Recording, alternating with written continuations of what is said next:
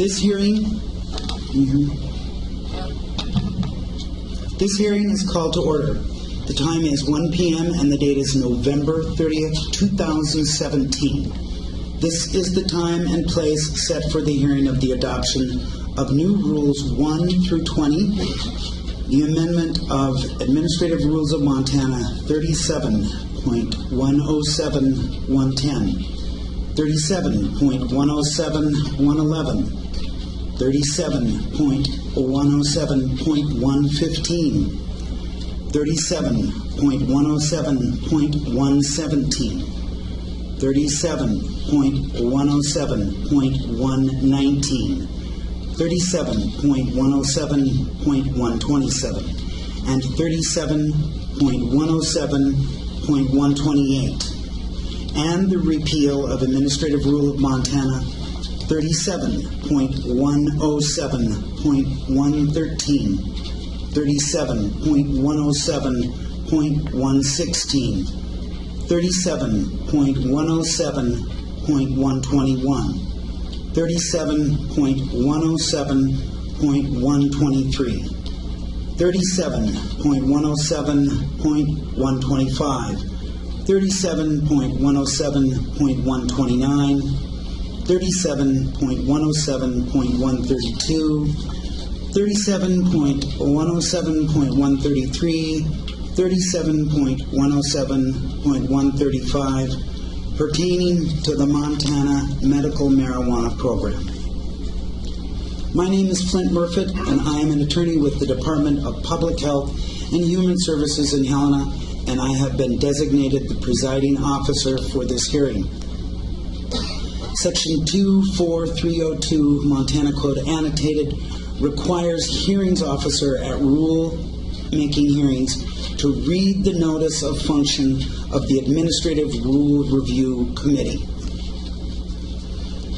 The Administrative Rule Review is a function of interim committees and the Environmental Quality Council, the EQC. These interim committees and the EQC have Administrative Rule Review, program evaluation, and monitoring functions for the following executive branch agencies and the entities attached to agencies for administrative purposes. The Children, Families, Health, and Human Services Interim Committee reviews for the Department of Public Health and Human Services. These interim committees and the EQC have the authority to make recommendations to an agency regarding the adoption, amendment, or repeal of a rule, or to request that the agency prepare a statement of estimated economic impact of proposal. They may also poll the members of the legislature to determine if a proposed rule is consistent with the intent of the legislature, or during a legislative session introduce a bill repealing a rule, or directing an agency to adopt, amend, or repeal a rule. The interim committees and the EQC welcomes comments from the public and invites members of the public to appear before them or to send written statements in order to bring to their attention any difficulties with the existing or proposed rules. The address is P.O. Box 201706, Helena, Montana 59620-1706. Notice of this hearing was published on November 9th, 2017 in the Montana Administrative Register pursuant to the MAR Notice number 37-820. Paragraph 7 of MAR Notice 37820 indicates that interested persons may present their data, views, or arguments either orally or in writing at this hearing. Written data, views, or arguments may be submitted to the Office of Legal Affairs, P.O. Box 4210, Helena, Montana 59620, no later than 5 p.m. on December 7th, 2017. The authority of the department to make the rules is based on Section 53-4-212 of the Montana Code Annotated, and the rules implemented Section 53 52.4.211 and 53.4.717 Montana Code Annotated. Pursuant to 24302 Montana Code Annotated of the Montana Administrative Procedures Act, the Department is required to inform you at this hearing that the Department maintains interested party lists on all administrative rules, to which it mails copies of the rule notices if requested. If you wish to be placed on the interested party list for future rule notices on the subject of today's hearing, please be sure to mark on your testimony slip. If you wish to be on the interested party list and did not indicate it on your slip, you should do so at the end of this hearing. Testimony. The presentation of testimony today will be as follows: a statement by the Department, then statements by proponents, and statements of opponents, and statements of any persons wishing to be heard. Please confine your statements to the rule changes and additions that are the subject of this hearing. And so that everyone has a chance, please limit your comments to 5 minutes. Does everyone who wants a copy of the rule notice have a copy?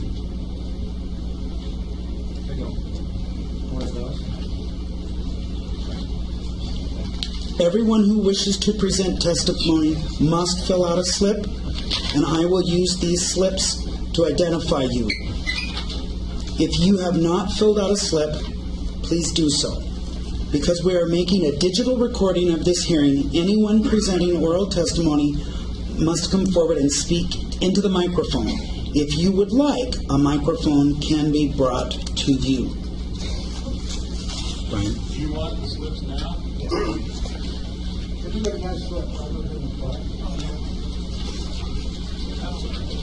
Ken, I would prefer that they hold on to them, the ones that already have them, because I'm going to have them line up and then just hand them to us. Those that have already been turned in will just identify themselves so we can find their slip. Okay.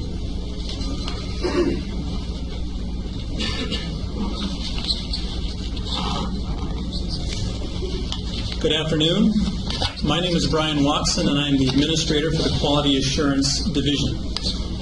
The 65th Montana Legislature passed Senate Bill 333, which made significant changes to the Montana Medical Marijuana Act. Senate Bill 333 requires the Department to implement an inventory tracking system, establish requirements and issue licenses for providers, marijuana-infused products providers, dispensaries, and testing laboratories, and issue endorsements for chemical manufacturing. Establish testing requirements and standards for medical marijuana quality assurance, collect samples during the inspection of registered premises to be submitted to a testing laboratory for testing, revise the amounts of marijuana registered card holders and providers may possess, and eliminate the requirement for a parent to serve as the provider for a minor child. The proposed rules include 20 new rules, amendments to 7 existing rules, and repeals of 9 existing rules.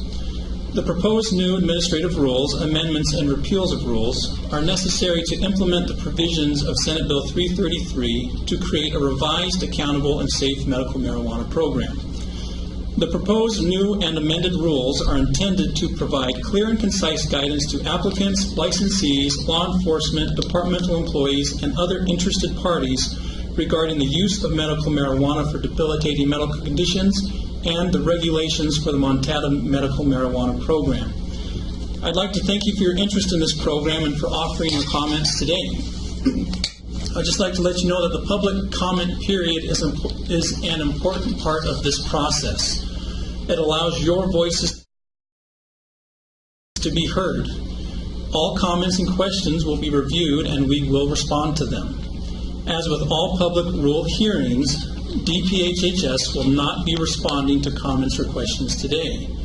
This hearing is a chance for us to hear from the public and for us to collect comments. The public comment period for today's proposed rules end on December 7th. Again, we value your input and thank you for being here today.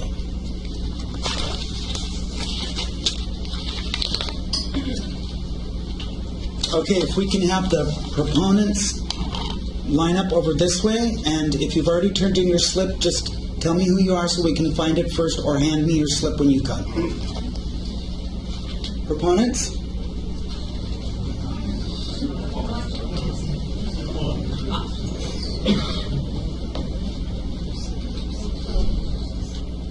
We'll bring them your microphone. No. It's coming. It's coming your way. Just 1 second. Go ahead.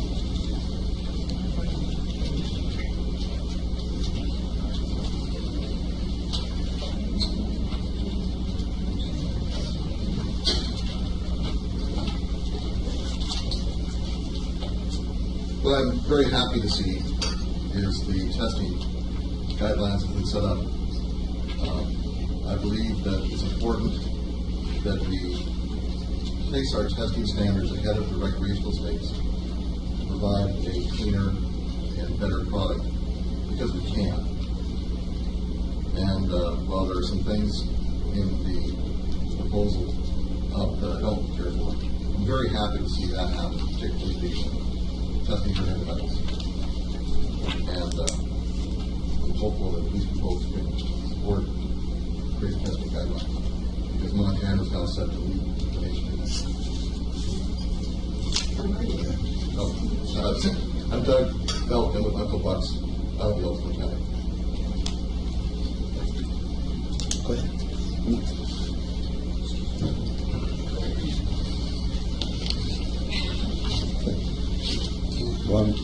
Ron Brost. Good afternoon. My name is Ron Brost. I'm the director of Stillwater Labs in Olney, Montana. Our lab has met with other laboratories to discuss the proposed rules, and we will be submitting comments through that avenue. But I would like to point out within the regulations, the rules, I'm sorry, within the proposed rules, that there is no sampling protocol. That sampling protocol is an intrinsic part of the testing process. The samples. Yeah. Oh, okay. Is it? Hello? Is that better? Okay. The sampling protocols are an intrinsic part of the testing process. Without understanding where the sample is coming from, it is very difficult for me or any other director to certify that the material is as tested. So I would hope that the DPHHS includes in their revisions a sampling protocol that specifies how samples are to be tested, how samples are to be taken from the growers, from the dispensaries, and of course the rest of the testing would proceed from there. Another concern or more clarification that we would like to see from DPHHS is regarding the multi-strain on a batch. As we read the current rules, it appears that we can consolidate, we can composite strains within a batch. This is very important for the sake of the smaller provider, particularly in that you do require a maximum 5-pound test batch, and these tests are quite expensive, as in $600 thereabouts per test. By over 5 pounds, this would be a much reduced price. I mean, over 5 pounds, it works out to a $6 to $7 increase in the price of the per ounce. That being said, if the smaller grower is restricted to submitting smaller quantities, that price does go up proportionally. So it is our hope that there's clarification from the state regarding the ability to composite strains within a batch, so that the cost of the certain tests, such as pesticides, such as heavy metals, whatever is specified, can be amortized over that group of strains.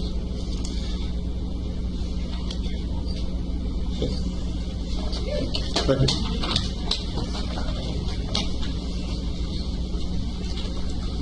My name's Sean O'Dell. Sean O'Dell.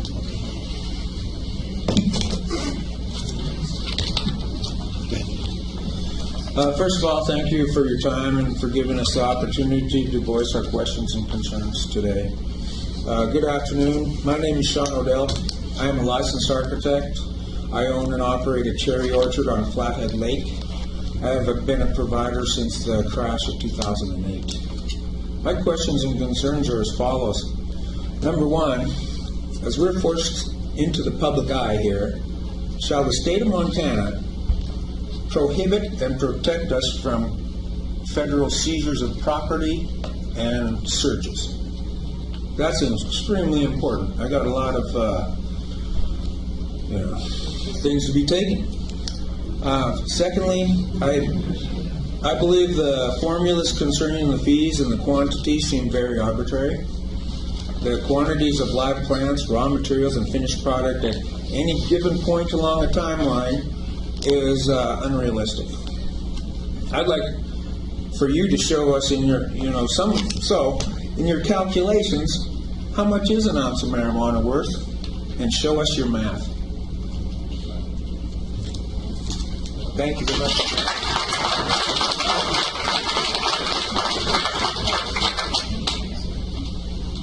Other proponents?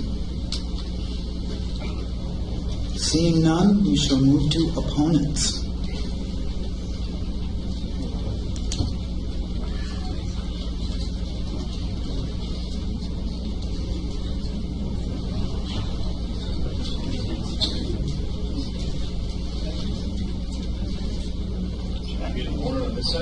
Yeah, we'll, okay, just go ahead. We'll get started with you.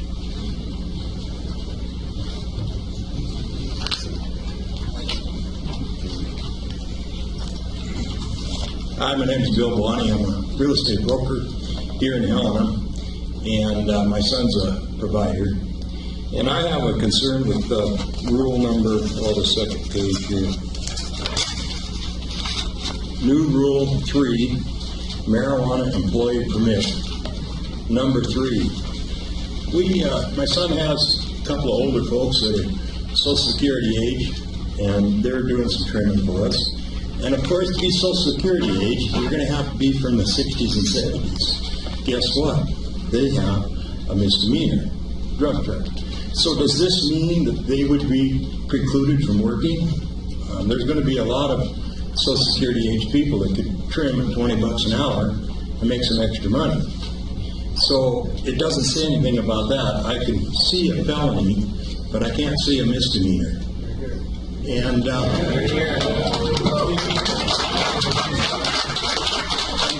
are many licenses that the state of Montana issues that misdemeanors do not count against. I don't know of one that does count a misdemeanor. Felonies, yes. And that was my main concern. Thank you.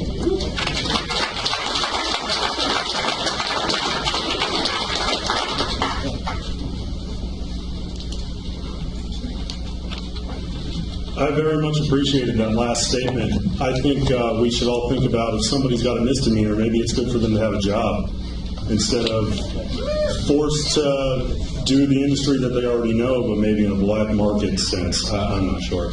And as far as the people who are proponents, I think we can all appreciate lab testing here. It would be nice if this legislation was just about lab testing, but there's so much more.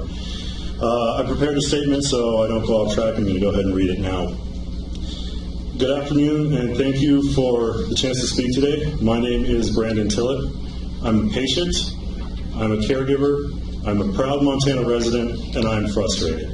I'm frustrated because the citizens of Montana, who voted twice for a workable medical cannabis law, deserve better. They don't deserve a program that changes every 9 months. They don't deserve to be treated by children, or like children, by a state so fervorous to overregulate a plant that has killed no one, while so laissez-faire by comparison in their approach to deal with, say, the opioid epidemic. Now, I certainly can take a compensatory approach to this issue. Some of the regulation here is seemingly necessary to appease the fears of those who know nothing about cannabis other than the propaganda and outright falsehoods left over from the reefer madness era of our society. Some of the proposed regulatory changes make solid common sense. For one, changes like requiring child-proof containers and proper labeling. Laboratory evaluation of the product makes reasonable sense. However, do these changes address these issues properly? With respects to labeling, the new rules want providers to put the phrase, "This product is not approved by the FDA to treat, cure, or prevent any disease." No kidding. Why do you think we have 29 medical cannabis states, mostly because of ballot initiative, to overdo what the federal government, who won't even study the plant, has done? Please don't treat the citizens of Montana like they're that stupid. I see proposed rules about changing providers' canopy to a canopy allotment, but then tracking each plant individually with tags provided by the DPHHS. This seems convoluted and unnecessary. There are rules about creating a database about how much cannabis provider has at any time with wet weights and dry weights. All of this burdensome and unnecessary. A proposed rule preventing a patient from picking up cannabis at a drive-through window. Again, I reiterate, we are clamoring to over-regulate a plant that has killed no one. CVS has a drive-through window. They sell drugs that can and have killed people. The real problem with these burdensome regulations is that they cost money. It costs money to send samples to the lab. It costs money to send inspectors to the garden. It costs money to build and maintain a database of every plant and every ounce of medicine. This money translates to increased fees and taxes on the industry to maintain it. First, we paid a 4% tax on our patients. Most providers absorb this as a cost of doing business. Now we're expected to pay another $10,000 a year on top of that for a garden, another few thousand a year on top of that for a dispensary. I hear talk about moving the tax money already collected to the general fund. Is that the plan? To force medical cannabis patients to pay for other government services? All while increasing the cost of packaging, labeling, security, lawyers to figure out how to be compliant, and employees to keep with compliance. If the goal is to start to waste as much as the rest of the healthcare industry in this country, then these proposed changes are a step in that direction.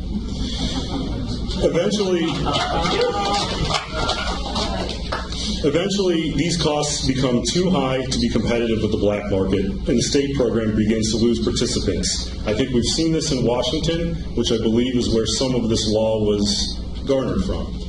Eventually, it turns into a joke. Not to mention what this type of regulation does to the small caregiver, the guy or gal who is bootstrapping or helping a few patients locally. These regulations will slowly but surely price them all out of business. I care deeply about having a working medical cannabis program here in Montana. I like the idea of efficient and reasonable laboratory testing, child-proof containers, proper labeling that don't insult the intelligence of Montanans, and a few random inspections of gardens and dispensaries every year from an agent tantamount to the health inspector. What we don't need is to balloon the cost of this program with unnecessary tracking of everything. We need to pick a tax or a fee, but not nickel or dime people trying to provide this medicine for their patients. Providers already get licensed and background checks. Reasonable and frequent inspections and laboratory testing will help enforce their accountability. Micromanaging everything they do surely will create a bloated system that will cost too much and fail the citizens of Montana. I'm not sure if these rules can be accepted in just parts, but if they must be accepted as a whole, then they need to be completely rewritten with good faith and decency to the people of Montana and the people who have worked tirelessly as providers to make this industry workable for those very people while the laws continue to change around them.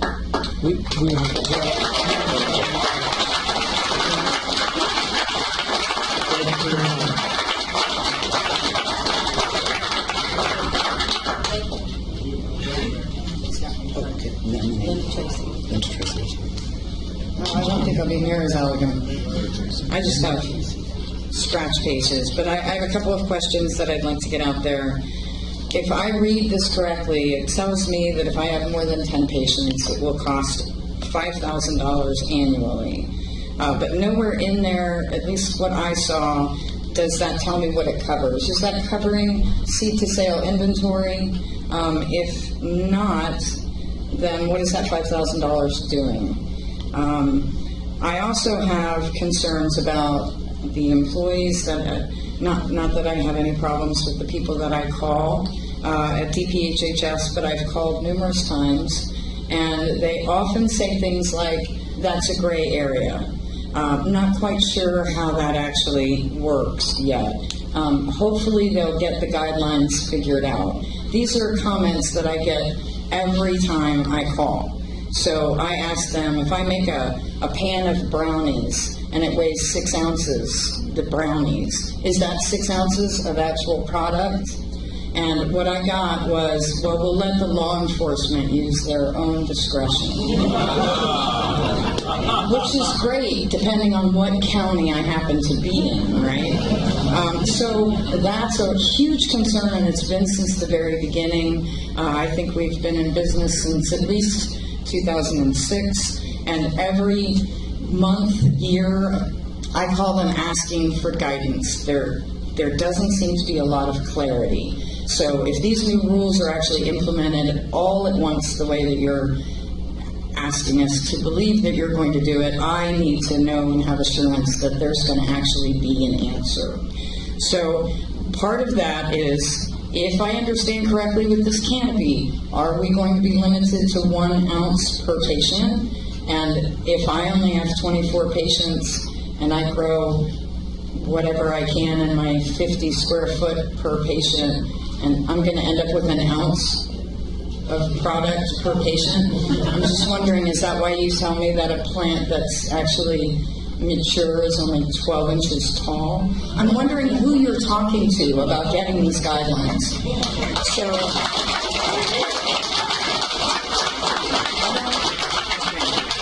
the other thing that I noticed in here, and I could be confused, but I thought when we were discussing it in front of the legislature that the idea was that we did not want to bring in cartel and big business. We wanted small businesses. But if you do this, if you implement these rules, like the gentleman said before, you are going to price out anybody. I mean, 10 patients and you're $1,000. Anything over 10, so if I have 11 patients, now I pay $5,000 a year. Every year. If I have an alcohol license, I pay $20,000 and then $200 a year. What? Like, okay, I'll pay $5,000 once, but every year? It's crazy. What are you doing? Like, you're not looking at what small business means, which means we invest our profit, but over the number 10 years, we've invested. I don't have that kind of money to completely revamp within the next 6 months. I can't do it. So you're going to put me out of business. If you implement these rules the way they are, my business is gone. And I'm sure that there's a number of people who are probably sitting saying the exact same thing.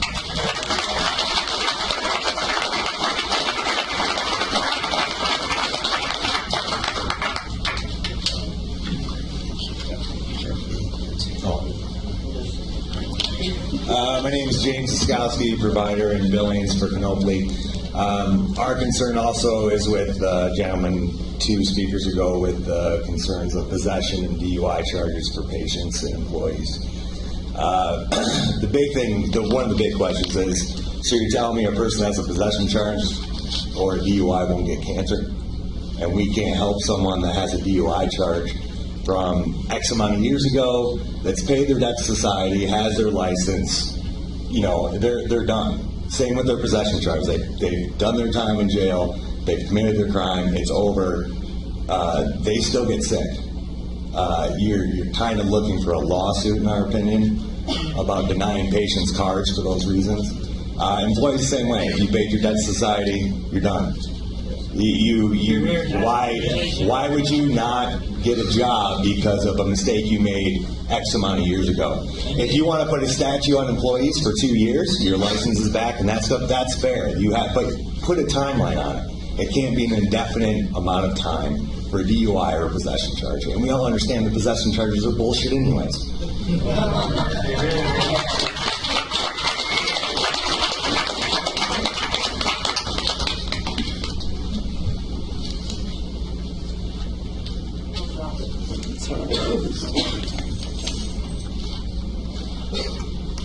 Hi, my name is Tanya LaFawn from the Patton Butte. Pardon me, I'm a little nervous. The gentleman a few speakers back spoke as to if you had a misdemeanor, you should not be banned from working in this industry. Well, I am here to speak for the felons, because when I was 18, I was stupid and I committed a dumb crime writing bad checks on my own account. I have been the store manager for our store since 2009. Nobody should be banned if they have a felony or a misdemeanor conviction. It should be based like the attorneys in our state are, based on the amount of time since your crime and how you have rehabilitated since then. There's excessive testing in these rules, more testing than I can even wrap my head around as trying to understand the testing. But I do know if our store has to pay the exorbitant fees that will go with these testing, we will be put out of business. We have 45 patients. We cannot afford $5,000 a year for a licensing fee, another $500 to be a dispensary, another $500 to do chemical manufacturing, a 4% tax, and taxes on top of that. We will have to shut our doors, and we've been operating since 2009. If we do manage to keep our doors open, we will have to pass the cost on to our patients. And no patient should pay more than they are now at current prices for their medication. This medication has changed many lives. When we started for the wrong reasons, and we thought, how hard can it be to throw a seed in a pot and get rich quick doing it? Wrong answer. You give all of your money back to this business, and the people you meet as your patients, they are the most wonderful people you can ever meet, and it changed my opinion of what this industry was about and what we're doing this for. Please consider working these rules in a way that don't shut all the small providers down. You got some good structure there, but there's some parts that just don't work. Thank you for your time.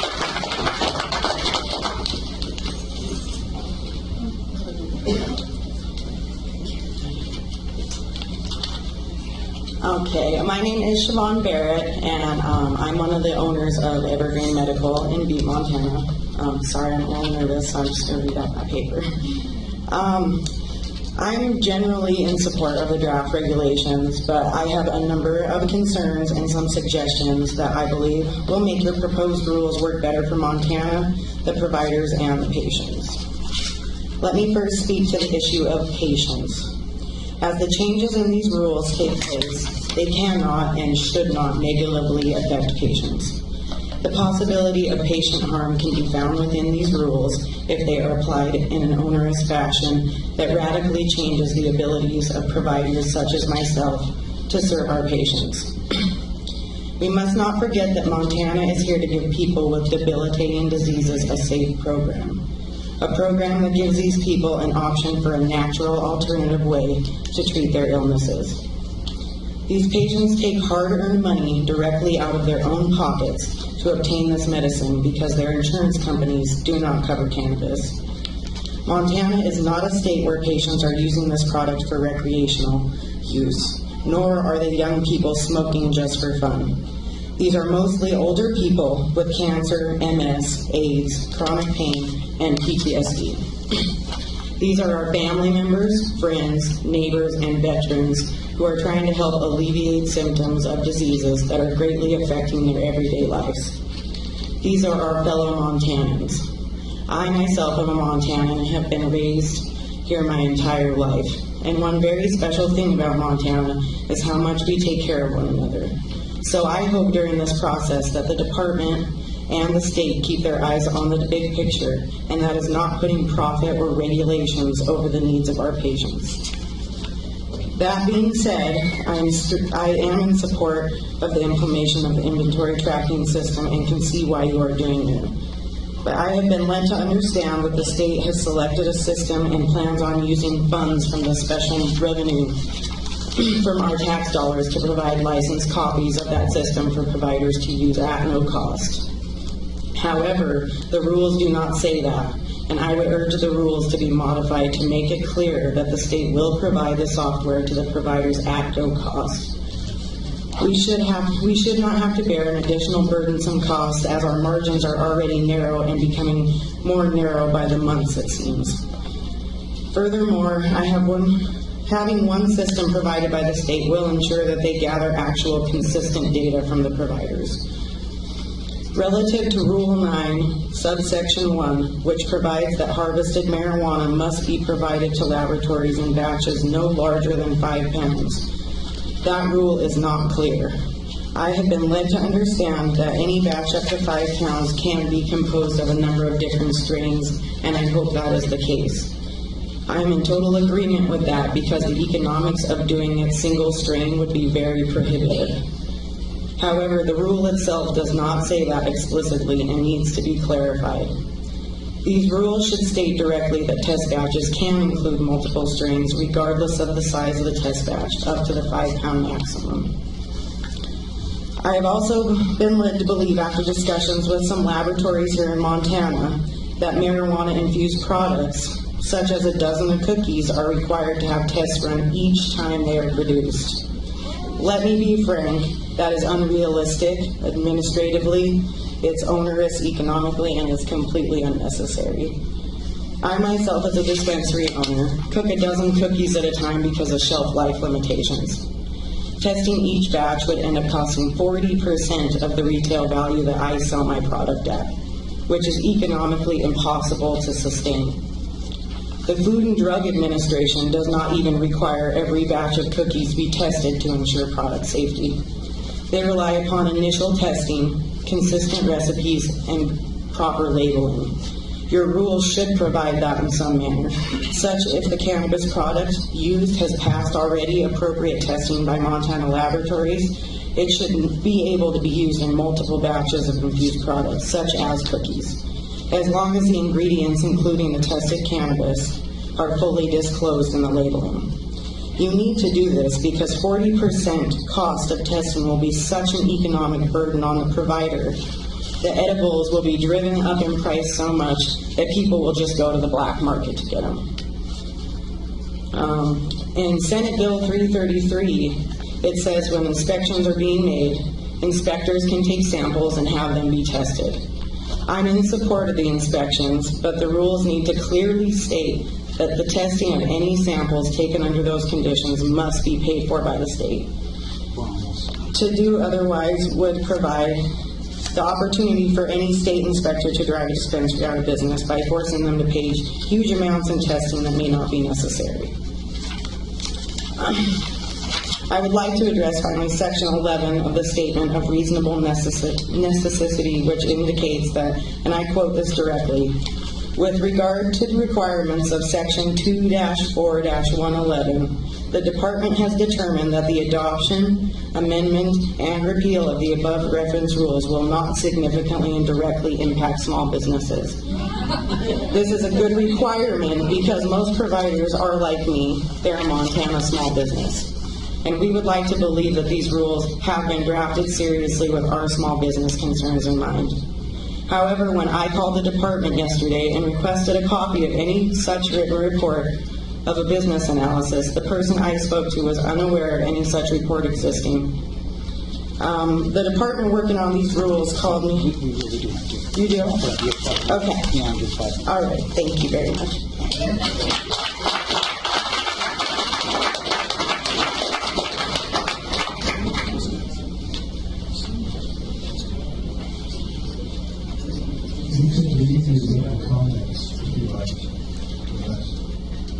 Incidentally, if you do have written testimony, then that you would like to submit so we have the full thing, you can certainly do that, because of the time limitations today.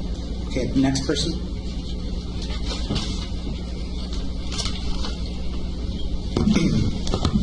Hi, everybody. My name is Adam Ellers, E-H-L-E-R-S. I'm a manager at a dispensary in Missoula. And I'm here speaking on behalf of our 40 patients. I have some notes, not necessarily testimony I'd like to submit. It's just sort of speaking notes, so I'll read from that. So I'm here today to speak on behalf of our patients who have deep concerns about these new rules. And at having 40 patients, we're said to be the most affected by these changes, just like the other people that spoke.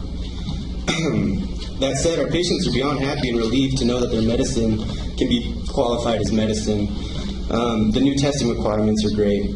Their concerns are that a small provider like us, with our level of monthly revenue, we're not going to be able to pay for these tests. We've been providing Montana medical cannabis for almost a decade. So in fact, we've prepared our business for these kinds of changes, and we're prepared for future changes as well. But most states agree that random testing doesn't catch or deter people from abusing the system, intentionally or not. So, we don't want random testing. But the truth is that Montana patients deserve every strain to be tested every harvest. Concentrates should be tested every single batch, every time. But other states also agree that the revenue from the taxes in the program and the fees from the applications, they're a great source of money to provide the high-quality labs the pay that they need for the high-quality testing and the high frequency that they do it. It takes the burden off the provider from having to be taken seriously while the procedures and methods are as serious as it gets. And we just don't have the capital to compete. So if we make it cheaper for testing and the options to test less frequently, how are the labs going to stay open? And why would they have an incentive to do a good job? What a great job creating program we've made with these new rules. There's labs, there's manufacturing companies that can come on board. But if it's the burden to pay for this industry is on the provider, then it's also on the patient, and this causes many concerns. We live in a nation that has many greater options for paying for this kind of program, some 26 other medical states. Our dispensary has many patients who are very sick, close to dying, and these patients have expressed their concerns for paying for rising medical costs.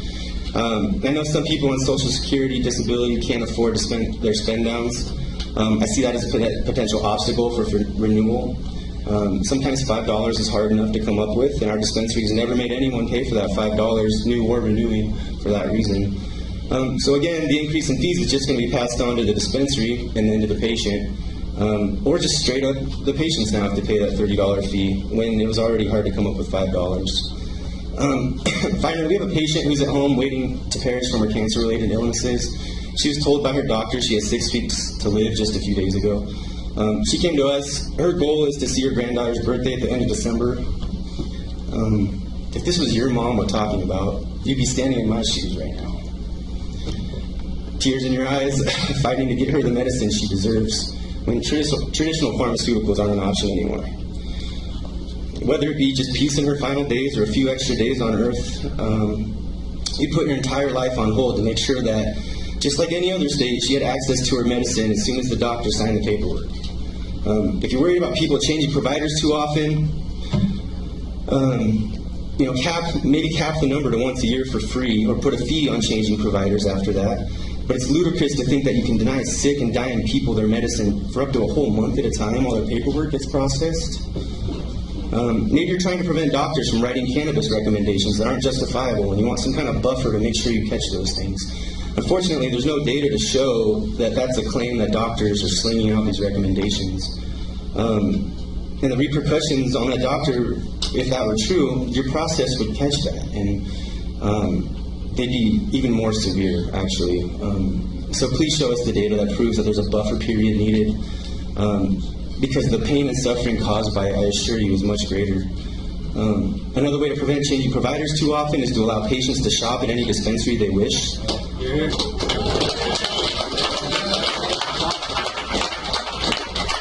The revenues for each dispensary would go up, meaning the tax revenue for the state would go up. If your sick mother was coming to me for her RSO and I couldn't produce enough, I would love to be able to refer her to a reputable shop who had enough.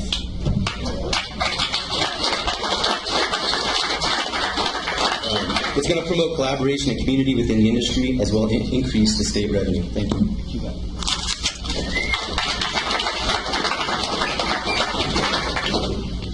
It's Danielle Mudley. I already have it. Okay. Hi, I'm Danielle Mudley. I'm with the Patients' Rights Network, and I'm a small provider for patients under, 10. Basically, I want to touch on the not being able to hire, felons or misdemeanor drug offenses.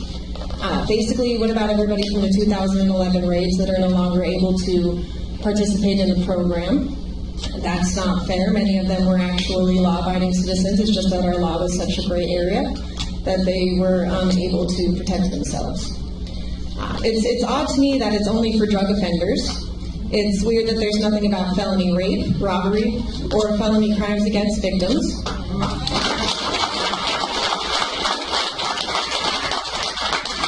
Oakland right now is working on a program to help alleviate some of the problems that they've been having with not being able to hire cannabis drug offenders. because a lot of them in those types of neighborhoods, they realize it's a race issue more than it is necessarily drug offenses.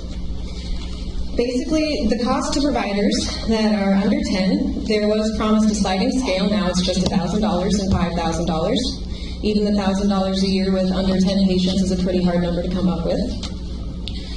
Between the taxes, the increases in fees, and most of these increases are going to be forwarded to the patients. That's just how business goes. Many cannot afford it as it is right now or go without.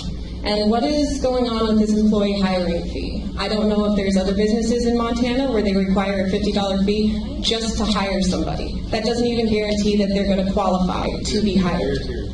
We already have to pay for their background checks, so we already have to pay for their fingerprints and all that kind of stuff. When it comes to testing, I'm excited to be allowed to have testing again. I think that's great. There's a few things that I think need to be worked out. When it comes to heavy metals testing, there's a few more things I need to understand. But from my understanding right now, chances of heavy metals being in any capacity to be dangerous to somebody is going to be low to nil, and that cost for those tests are quite expensive. Even just an increase of $6 to $7 an ounce for many patients is too much, especially for somebody like me who can't even fathom coming up with a 5-pound batch every single time I harvest. The $600 per test just seems extreme. And then finally, this one is kind of like a weird one I kind of want to bring up. It says you are not allowed to use cannabis on premise. What about providers that grow in-home? I grow in-home for less than 10 people. Does that mean that I'm not allowed to use my medicine inside of my own home? Does that mean that I'm subject to being a criminal if I do so? I want to thank everybody for showing up today to participate. It's nice to see a room full of people. I don't always see that at these kinds of hearings. I want to thank the department for all the hard work you've been doing. I know it's not easy. And thanks for everybody showing up today.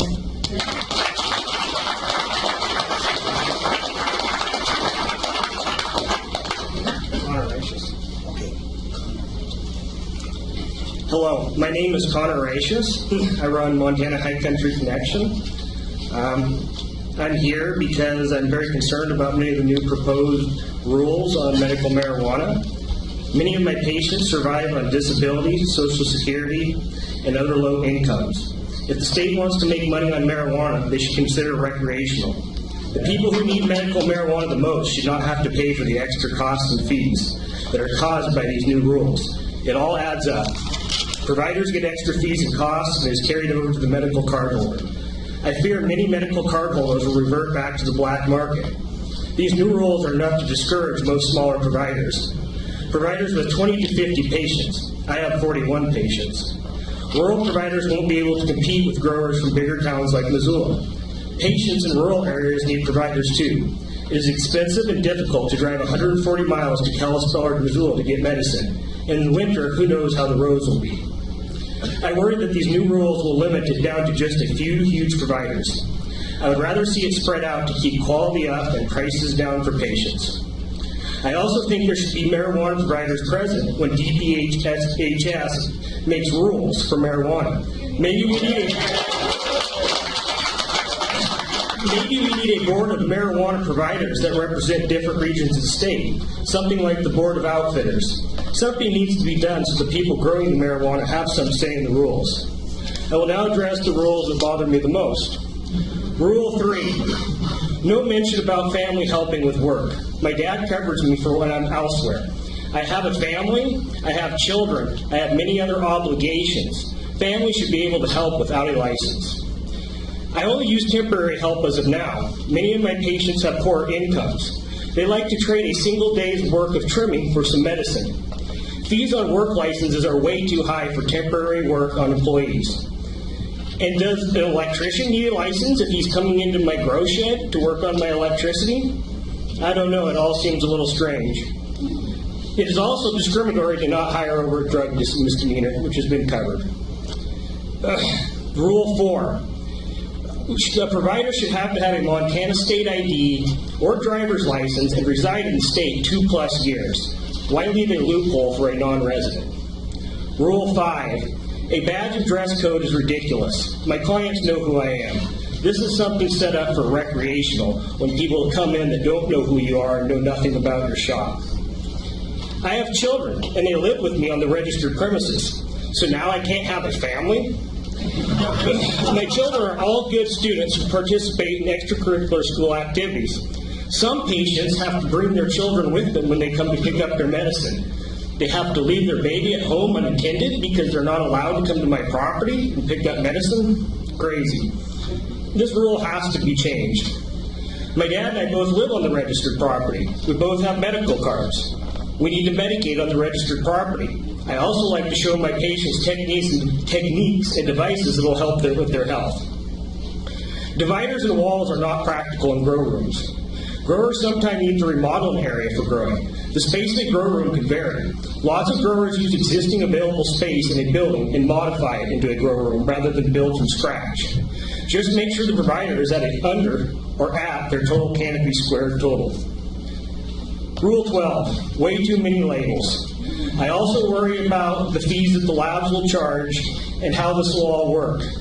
I have multiple strains, including different types of dabs.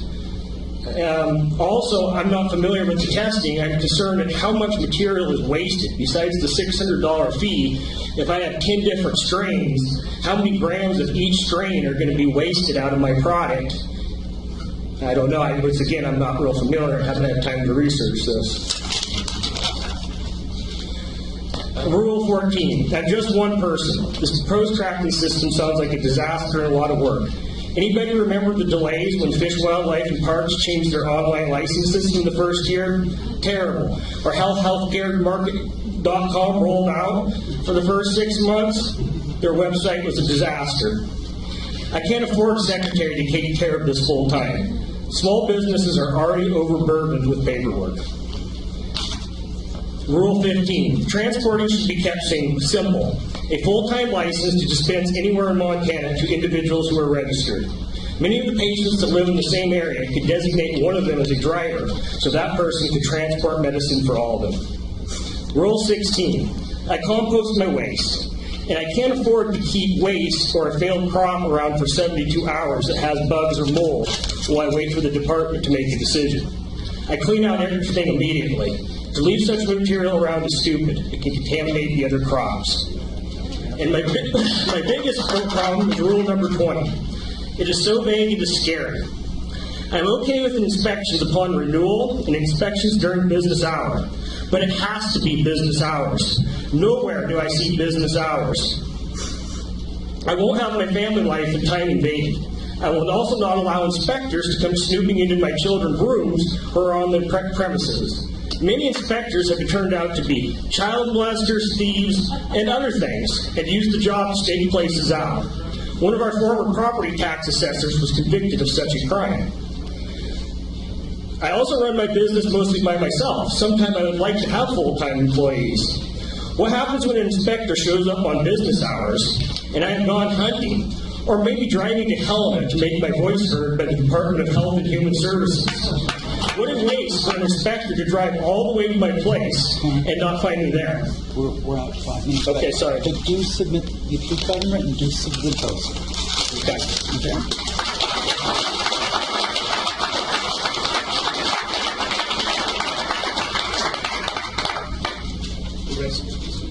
Yeah.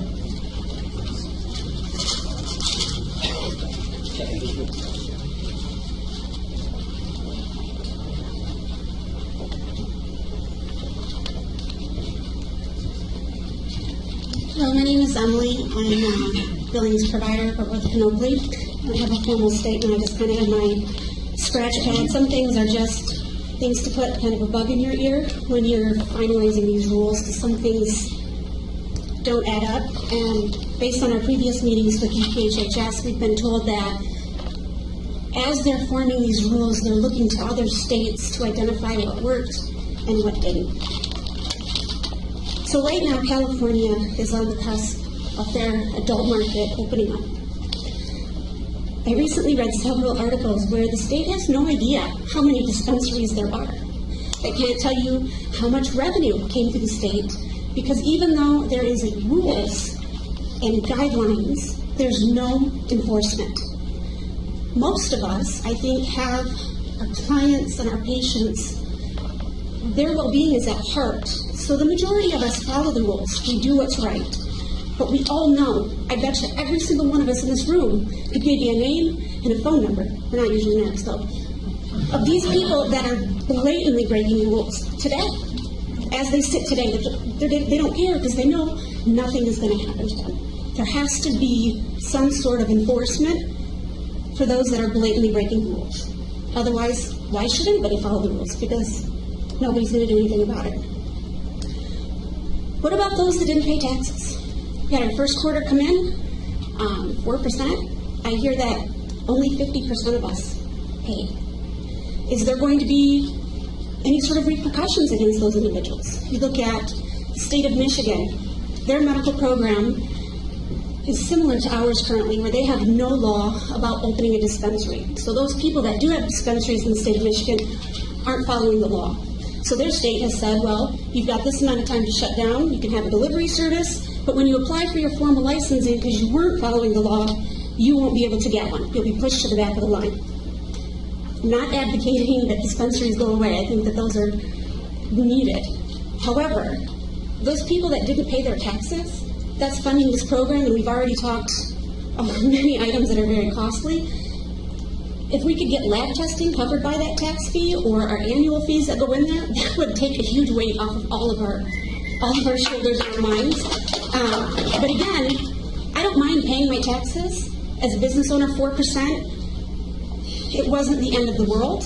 However, to see that those revenues that were brought in were significantly higher than anticipated, and then we have a whole new list of fees that are going to be added on top, it doesn't make sense. So I would like some sort of explanation around how is this fee arrived at, what is the intent, and where is this money all going to be used? Because we come back to the lab testing, to have to test everything and budget $4,000 to $6,000 for a month or every harvest cycle, that's unrealistic.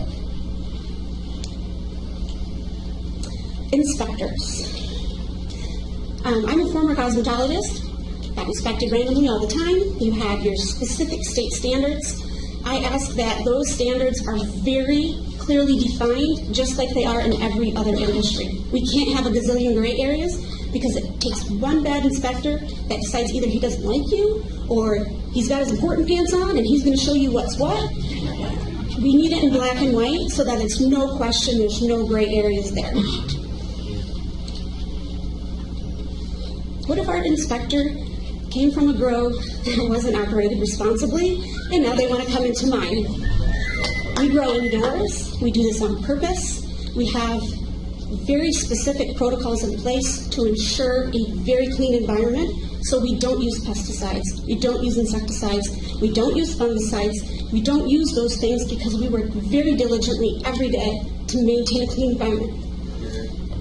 Can we require our inspector to put on clean suit?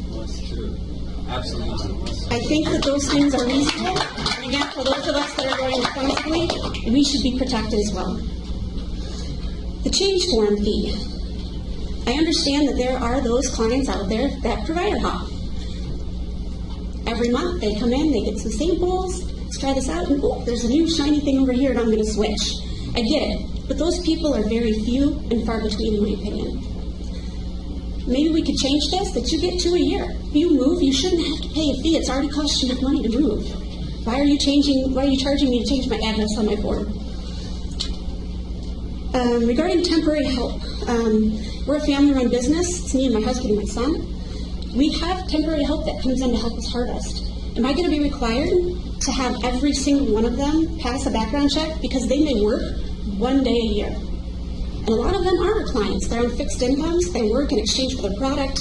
They enjoy the camaraderie. They're in a group of people that understand and get what they're going through. And they look forward to that all cycle long. They can't wait till the next one because they love that. At the end of the day, we need to have safe and accessible medicine. Everything that we do has to achieve both of those. You can't have one without the other. Thank you.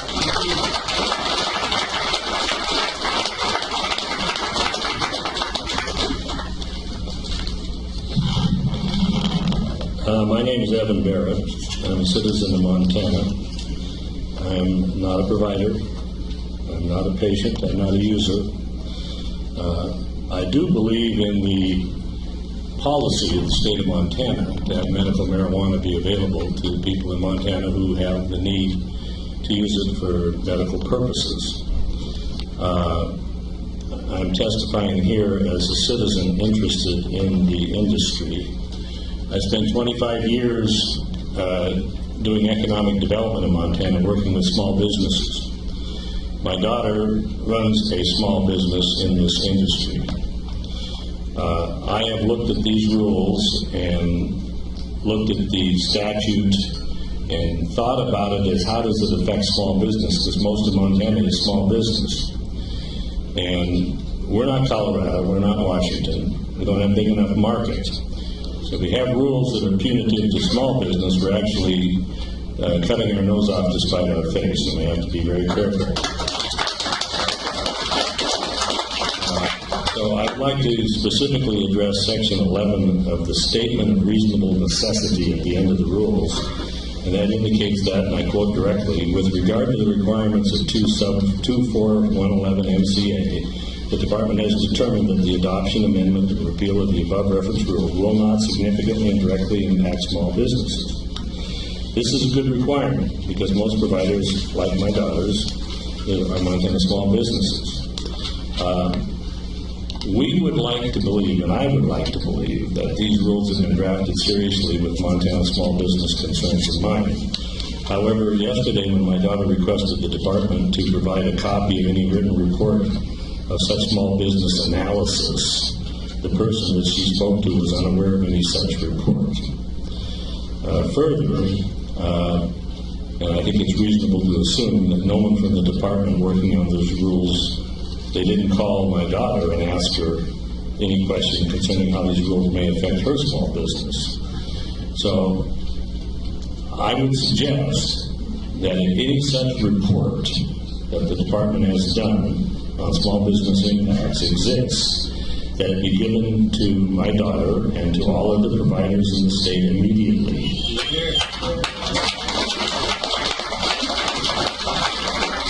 So they can react to it prior to the deadline for comments on the rules.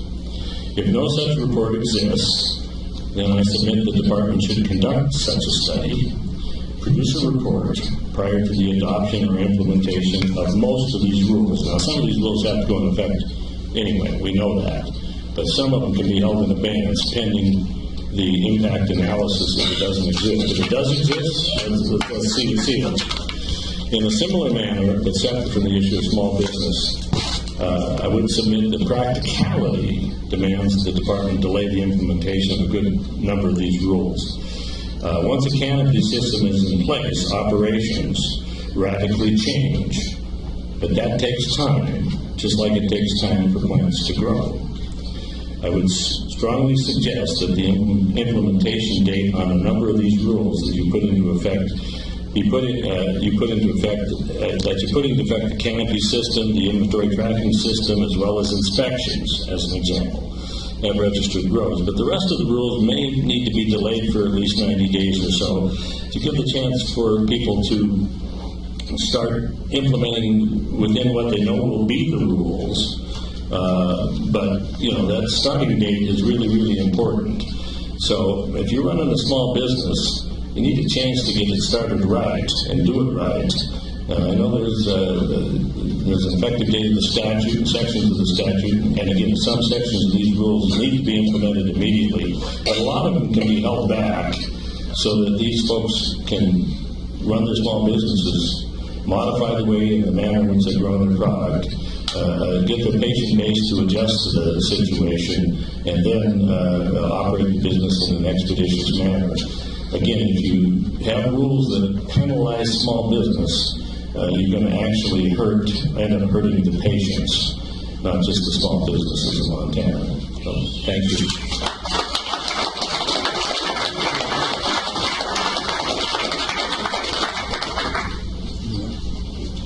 Justin Klein from Lost Horse Springs.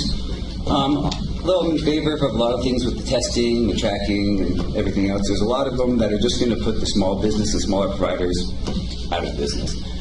An additional $6,000 minimum a year is just going to force people to either go small or go right out of business. We don't have the type of market as Washington, Colorado, or Oregon to be able to spread the cost around like that. In order to do that, you're going to need to open up the market for the smaller providers or the providers over 10 people to either go provider to provider, which will enable them to, the smaller people to generate more tax dollars and the bigger people to generate more tax dollars, or to allow patients to go from place to place openly, or to allow recreational. But there needs to be a way to open our market more if you want to have a system in place that's for a large market. You can't force people to go out of business.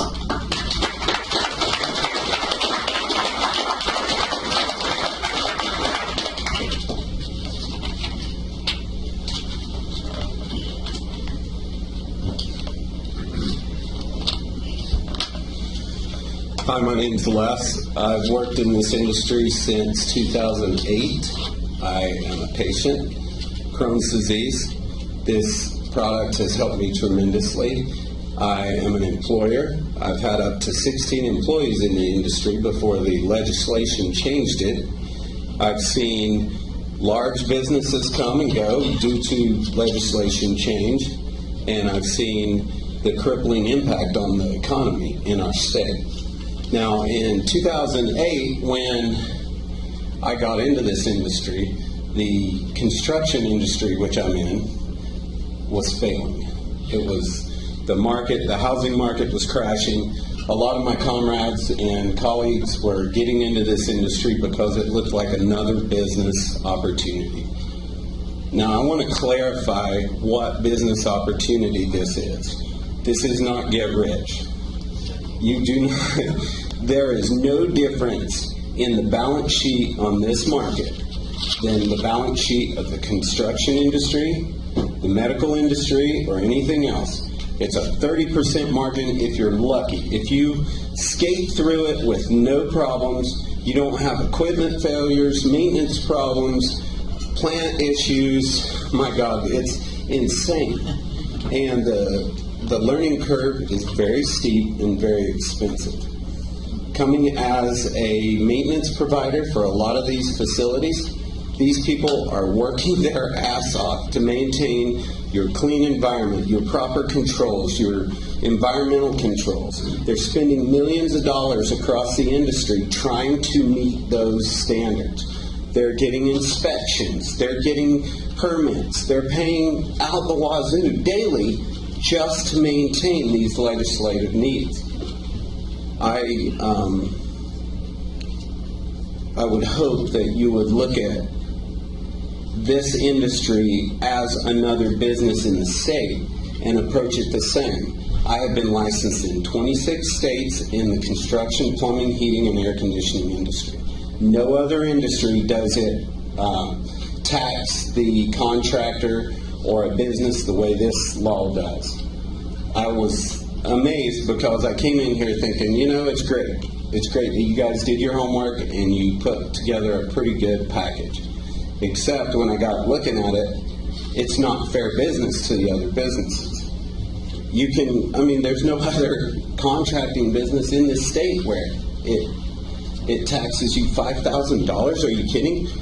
I mean, I service over 1,000 clients in plumbing and heating. If they charged me $5,000 a client, that'd break me.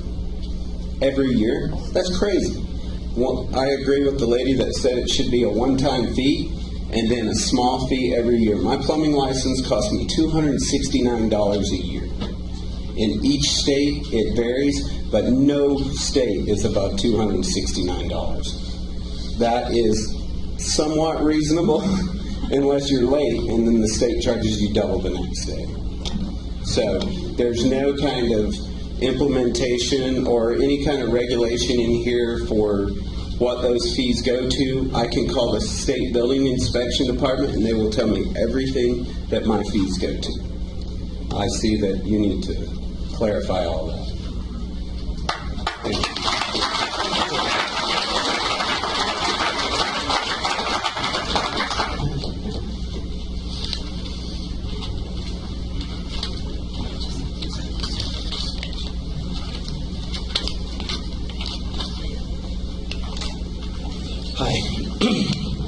Jesse Campbell. I was a provider in this state. As a lot of you have on your wall, a license that says you can have a medical marijuana producing facility. I now have a felony from the feds that says, and I quote, you have a marijuana producing facility. That's my felony. The same exact piece of paper that we used to all, or most of us do, hold. The state was not there to protect any of us that got raided, whether it be the latest raids a year and a half ago or the major ones in 2011. We need to know as an industry where the state stands on making sure the feds do not come in and wipe you out.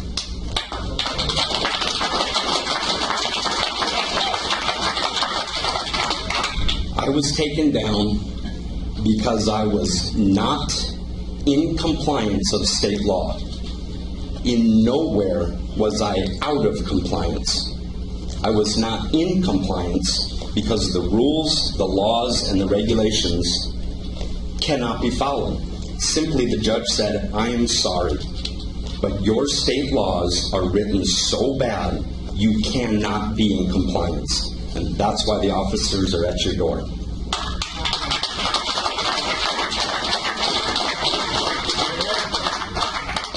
There needs to be something done. I don't know what it is.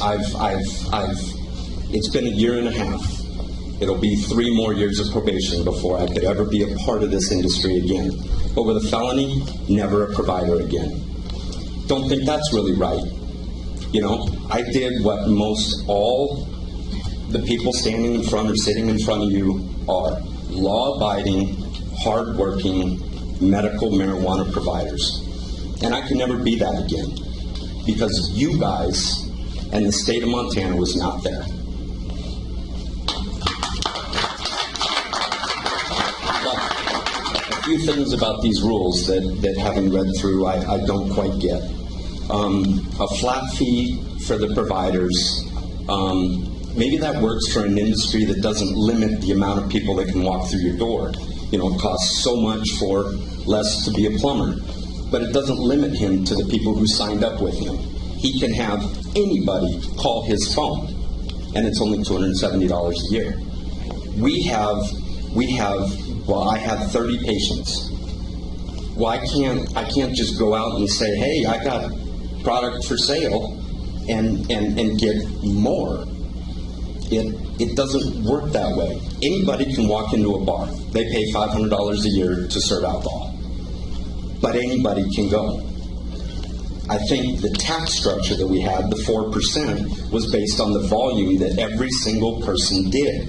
So he paid $100, she paid $500, she paid $1,000, he paid $50, based on the volume that their dispensary does.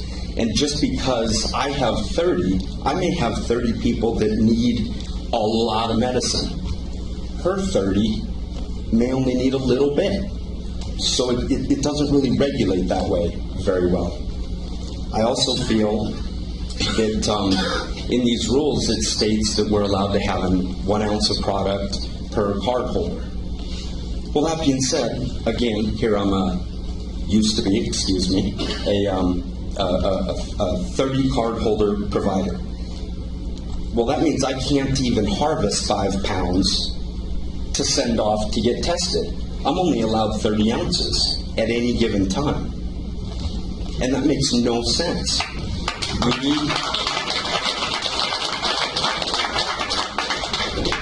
The law says you can possess 1 ounce of marijuana per card holder.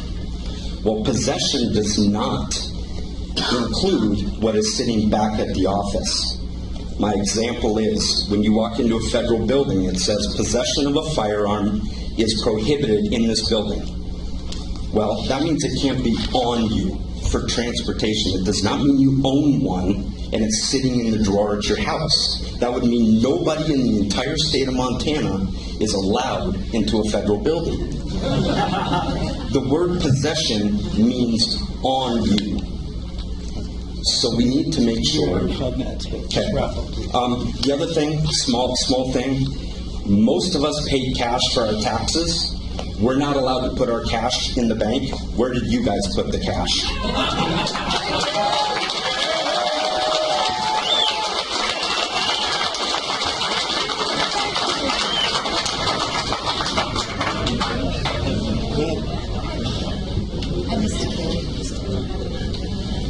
Hi, I'm Misty Carey. I've been a provider since 2006, and I work in Bozeman primarily in eastern Montana. So I just wanted to talk a little bit about the the marijuana business conference that I went to last week. And I went to this conference in Vegas, and it was a national conference of everything that's going on in the cannabis industry. I came home so depressed. Because the entire nation is going to specialization, so that when you are a baker, you bake, and when you're a grower, you grow, and when you're a dispenser, you dispense, and when you do extracts, that's your job. And everyone else in the entire nation is going towards specialization. And that's where this set of rules came from. Came from a system where people were allowed to specialize in what they liked to do. So, for instance, as the women earlier talked about baking a dozen brownies and having to have them all tested. Well, if you were just being a manufacturer, these rules would not be onerous. You would just take the rules from the section of the law that you're working with, and you would institute them into your business, and it would be fine. But the problem is we all have the vertical integration. So we have to be everything. So you have to be a grower. And that means that you have to have all your craft tested.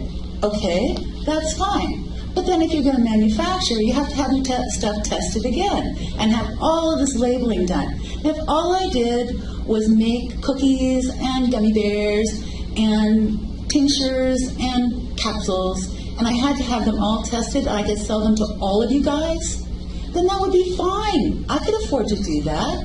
But if I only have 400 patients that I'm working with, I can't afford to test every single batch of gummy bears, every single batch of cookies, every flavor of cookies. And it same goes with the extraction processes, all of the lab and well, let's talk about the extraction labs in another day. But and the amount of money that it takes to do those kinds of things. I mean, at this conference, we looked at some fabulous machines, and those machines cost $300,000. And if all you were doing was extracting, that would be awesome, and you could buy that machine, and I could extract beautiful material for you people, and we could all, buy and sell from each other in a horizontal model. The problem with this set of rules is it's a horizontal set of rules imposed on a vertical system. Now,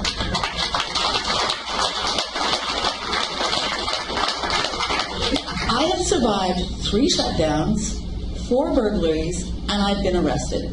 When these rules come in, I'm done, because there's no way to be compliant with these rules and exist within this paradigm. We have the 2 problems in this system. 1, vertical integration. 2, 1 grow location. Now, is that the most retarded thing you ever thought of? Why would we not be able to diversify our risk? If we're going to go to a canopy system, how do you expand a canopy in 1 grow location? Are you going to put a trailer on it or build another thing right next to it? The canopy system could work if we were allowed multiple grow locations, and we could grow at different places, diversify our risk, get rid of bugs, and expand as we wish. But currently, with the single grow location, the canopy system is ridiculous. So I appreciate all your time, and thanks everybody for showing up.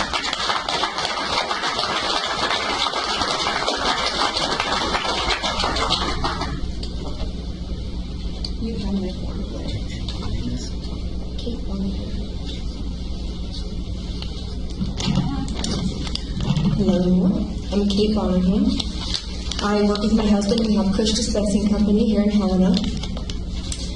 first concern here is Rule 3, Section 3. I think it needs to be removed completely. We've ran business before this, and in no other industry can you go in and say, hey, you can't hire someone who does this. That's up to the employer to make that choice. If I was charged with a theft charge, what if I was excluded from the retail industry the rest of my life? That's up to the employer. It should be completely removed. If it can't be, there should be a time limit of 3 years, and then you're back in the system. One of the things under testing requirements that no one's mentioned that was a huge concern to me is if 2% or more of stems are 3 millimeters in diameter, your test will fail. Have you guys measured the size of your stems? Because they're right there. I mean, if you're growing healthy buds, you have stems to support those buds. That is not grounds for failing a test, and I think that should be completely removed.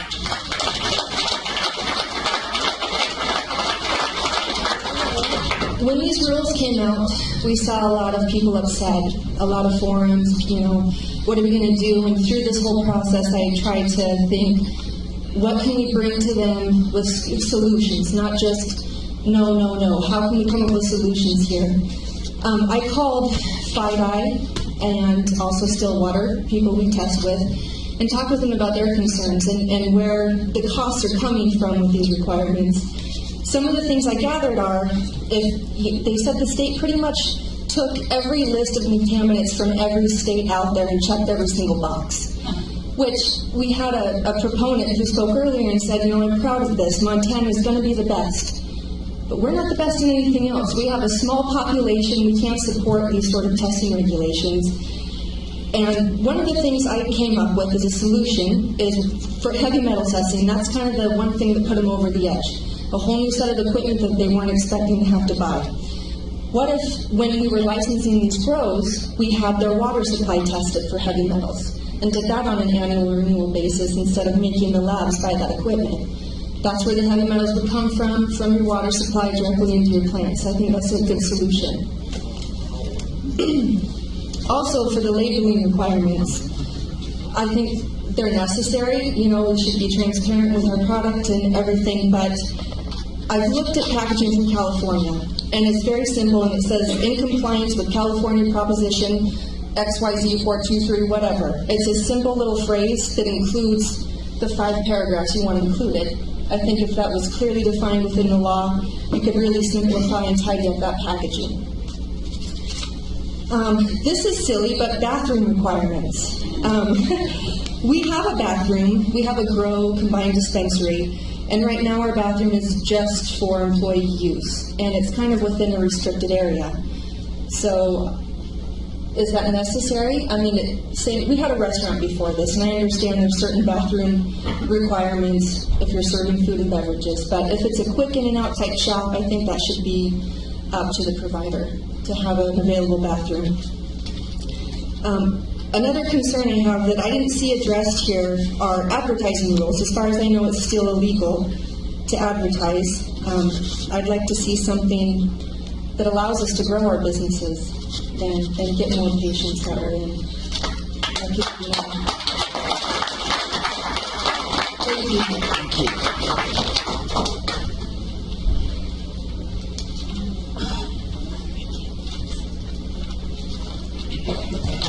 Of Montana Cannabis Industry Association. We want to thank the department for getting something out the door. We felt the press of we need rules, just like a lot of people here were saying. We're 13 months since the initiative passed. We're 13 months till the next legislative session. And when we walk in there, we want to be able to stand in front of these committees. We think the department wants to be able to stand in front of the committees and say something solid and productive is happening, and that this program is not the same mess that it has been for so long. So anyways, just because there's been a delay, though, in implementing these things, it doesn't change what we need to do. And I'm going to say the same thing I've been saying for 13 months, which is progressive implementation. One thing we do know from other states is trying to do everything at once creates a mess. It creates a disaster. Everything gets locked up. Things don't move. The initiative and the legislation had different things to be implemented at different times for a reason. Let's get those in. So we would ask the department prioritize licensing and inspections. Get those out. I think we can do those. I would hope those rules could be done relatively easily, and then we can take a little more time to look at the tracking system, the testing, and the canopy. I think there's a lot of conversation that needs to happen about that yet when we look at that rules, and I think we have time. We have to make time because it's already late. So better late and functional than hurried and dysfunctional. Also, I would like to read something that is actually in the legislation, and it is about it's in the rulemaking section in regards to how the state looks at rulemaking. It's in 50-463442C, and it says the department, in doing the rulemaking, must consider economies of scale and their effect on the ability of licensees to comply with relevant regulatory requirements and undercut illegal markets. So that's not a sentiment, that is a statutory imperative that we think needs to get taken into consideration. Just because I don't mention something doesn't mean we don't have a comment on it in our materials, but I'm going to try to focus on mostly things maybe that aren't going to be said elsewhere. But of course, we think the employee rule is absurd. I mean, other states are expunging people's records, and here we're not going to let somebody get a job. That doesn't make any sense at all.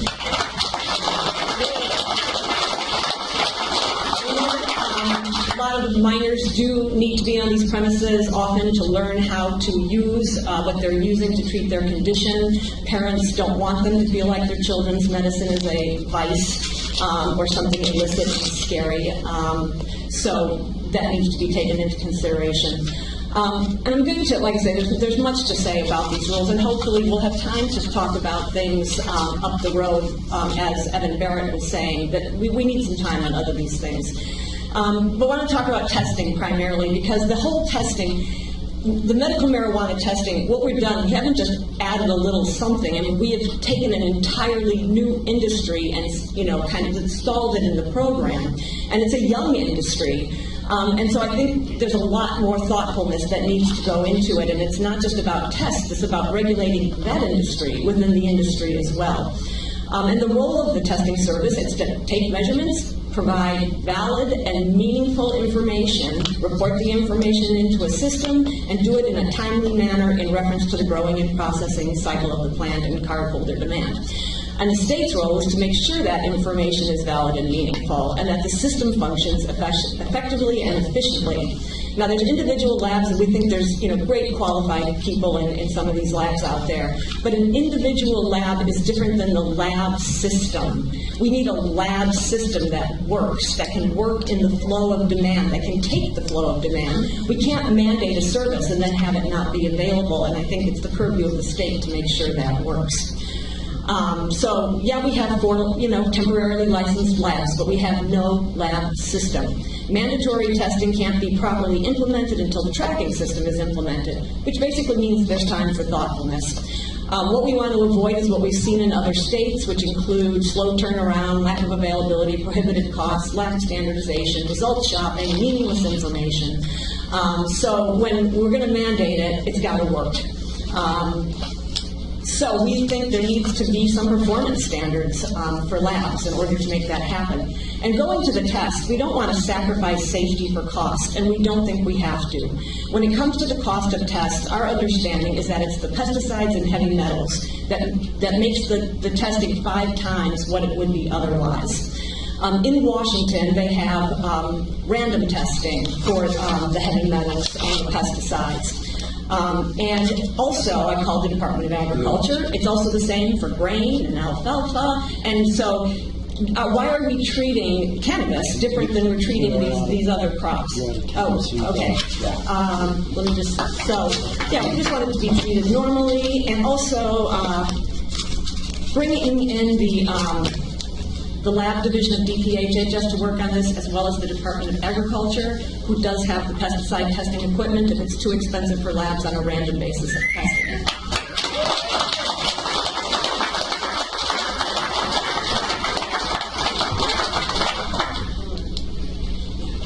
Go ahead. Yep. Just come on down.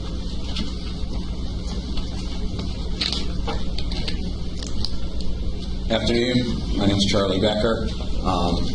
I'm fairly new in this business, and I just want to say that I feel as a small business owner, the models that the state is trying to follow through all these other bankrupt states that are trying to gain money off an industry, gaming the system just the way they gamed themselves to get into bankruptcy is the wrong approach for Montana. These businesses and these people, like the one that I'm involved in, it's a day-to-day operation. There's no extra money for anything. We pay our bills at the last second possible. As far as I feel like as the state goes with all the testing and all that, I feel everything that the state regulates should be at the minimum. Our litmus test as business owners is our patients and our clients. If they feel like our products are good, they're coming back to buy from us. That turns into money and revenue for the state through the sales tax, and that enables our business to grow. I think that your regulations need to be in the interest of the small business and helping us blossom. We're like a flower. The plant starts at a seed, and it grows to full height and full bloom, and you need to be there helping us grow to full bloom so the state can get the monetary revenue that they're looking to get out of a prosperous industry. This is a state with 1 million people in it and the 4th largest landmass in this country. You're not getting the money out of this industry. These people that are buying from us are surviving. They're paying the high medical costs, and they're doing anything they can do to receive pain relief and treatment outside the system, because the system that is out there for us doesn't really work. And marijuana has been tabooed for 40 years now under false guise, under the FDIC, under the drug companies, and all that. And we all know the system, but I think, in short, support the small business, keep the regulations to a minimum, and help us prosper, which enables a sales tax to form and you able to collect money at the state level, and the patients, it keeps the cost down for them too. Thank you.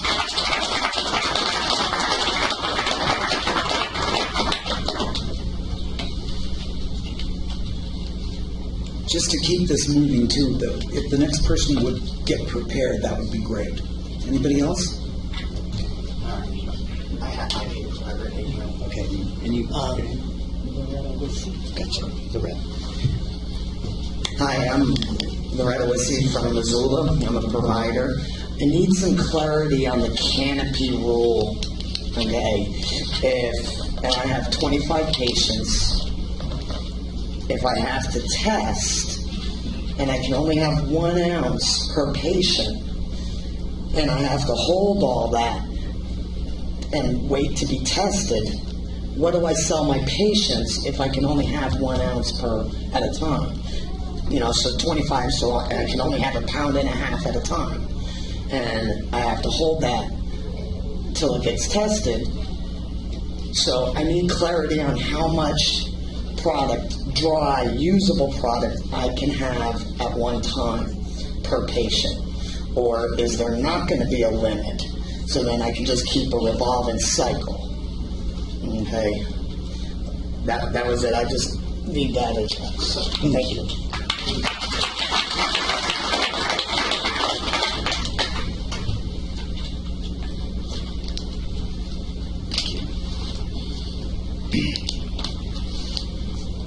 Hi, my name is Will Ishman. I'm not a Butte. I'm a patient, but I also do a little bit of work with Silverboat Cannabis. It helps me afford my medication. And what I first noticed when reading this law, is going to price people out. These providers are not going to be able to keep up with these regulations. Patients are going to be turned to the black market, dealing with people that give them substandard stuff that aren't following the rules because the people that chose to follow the rules got priced out, went out of business. You guys playing this yo-yo game for patients. It's not fun. This product saved my life. I wouldn't be here if it wasn't for it, and I likely wouldn't be here for very long without it. And this continued unsureness of whether I'm going to get access to it. Say my provider's place burned down tonight. I legally cannot go anywhere else to buy product. What happens then? What if these providers get robbed? What else? There's a lot of things that can happen to that product before it gets to the patient. And you guys making these guys jump through more hoops, more laws, more costs to the provider doesn't do a patient any favors. I just really hope you guys consider that when you're implementing this stuff. You're making room for 5 multi-billion-dollar corporations to come into the state, set up operations, and dominate the market. It is not fair to anybody. You guys got to pay attention and get some input from these people. These people that are providing for 30 and 40 patients, they are the heart and soul of this industry. They are what makes this work. They're what makes people live and have a better day.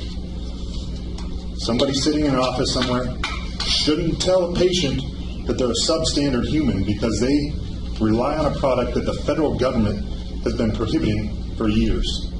The state says it's legal, the feds don't. I leave this state, I'm in violation of federal law. I don't have access to medicine. I don't have access to any relief outside of this state unless I go to Washington, Oregon, Colorado, and soon California. There, what I've seen is that big companies come in, and pretty soon the little patient's paying $25, $35, $45 a gram to get their medication. Montana can't do that. Montana can't support these little guys paying $1,000 and $5,000 a year just to stay in business. With energy costs, soil costs, all of that stuff. They eat most of these costs. They eat the 4% tax. What is the state doing to protect them? What is the state doing to preserve my access to this medication? Nothing, in my opinion. I started in 2004 under this law. I provided for 4 to 5 patients until you guys started changing the law, making it more difficult. I didn't want to keep up. It was a 24-hour-a-day job for me to produce for 4 people. I lived, slept, ate, and breathed everything that those plants did. If it wasn't for me being there every day, my patients wouldn't have had anything. I wouldn't have had anything. Now, I've got the benefit of having a great provider, a provider that I can do some part-time work for. Now I see in your law that I won't be able to consume while I'm at work. I won't be able to consume on site. That means I can't have a job, I can't work. If I'm to make it through a shift, I need to consume. You guys are making no allowances for people that depend on this stuff. I'm currently halfway through an engineering degree in electrical engineering. I physically can't make it through the classes. The school's not doing much to help. I was happy that you guys got the law back on board in January so I could at least have decent access to my medication. That was a great stress reliever. Now I get to go through 38 pages of rule changes to make sure that I'm not getting dicked over yet again. Thanks, guys.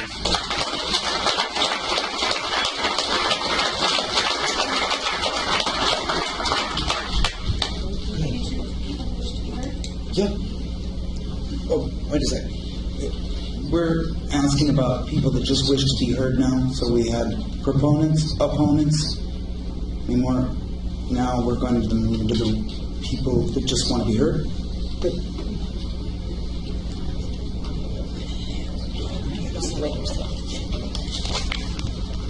I'm Rhonda Wiggers, and I originally began working for Montana Labs, but since recently they met with the other labs in the state and with a number of different providers and are working to form a group to speak together in one voice. I'm sorry to say that was a couple weeks ago, so we do not have a Secretary of State name to give you. So most of our comments will be given in writing, but there's a few things I do want to go on record. We did also want to request that 24111 be followed in a financial and the fiscal note be prepared for this, make an official request for that fiscal note that I believe Mr. Barrett asked for, and how this will affect small businesses.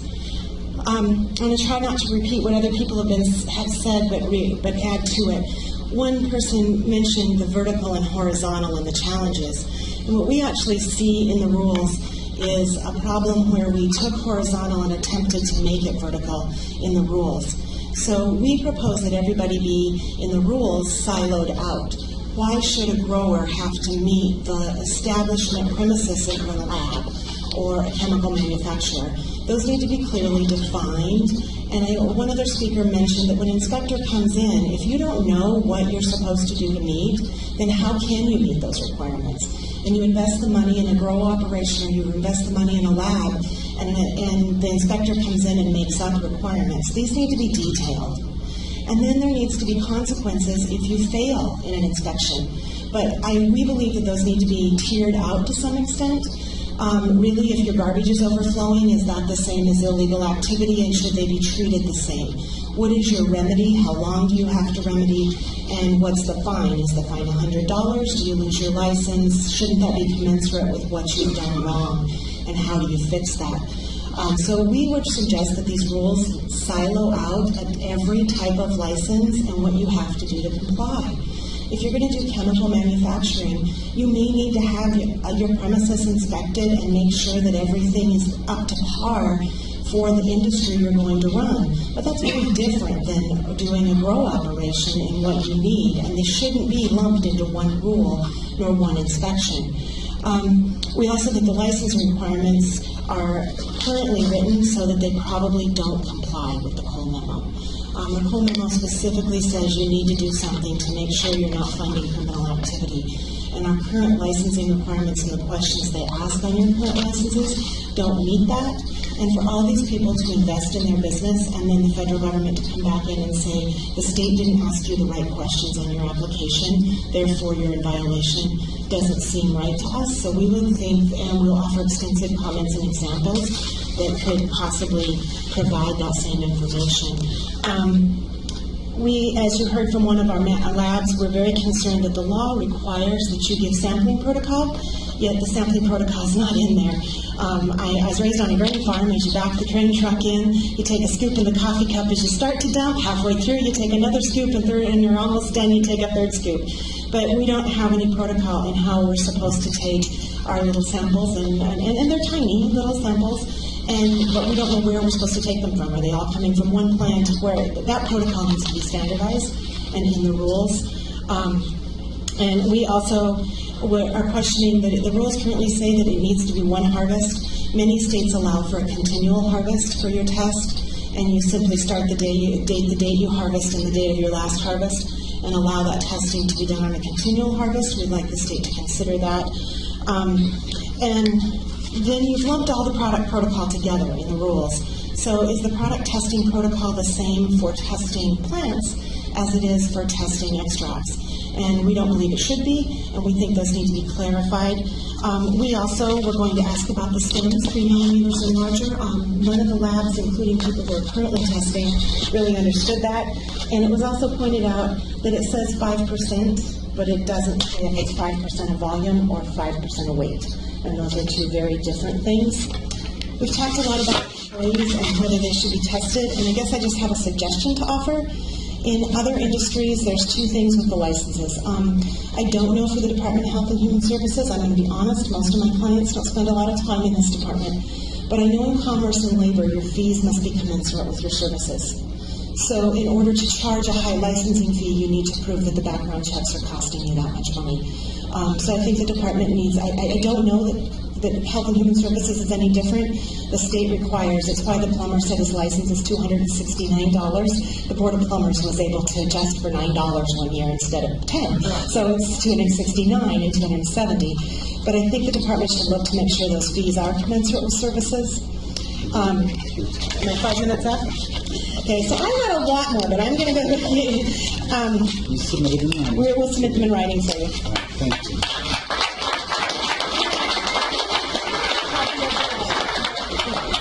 A number of people have mentioned the requirement for the label.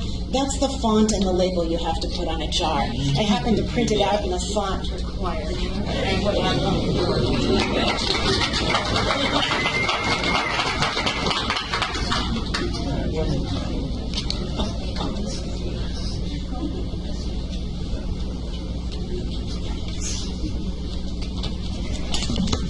Hi everyone, I'm Sarah Hatfield. I'm a provider in Madison County.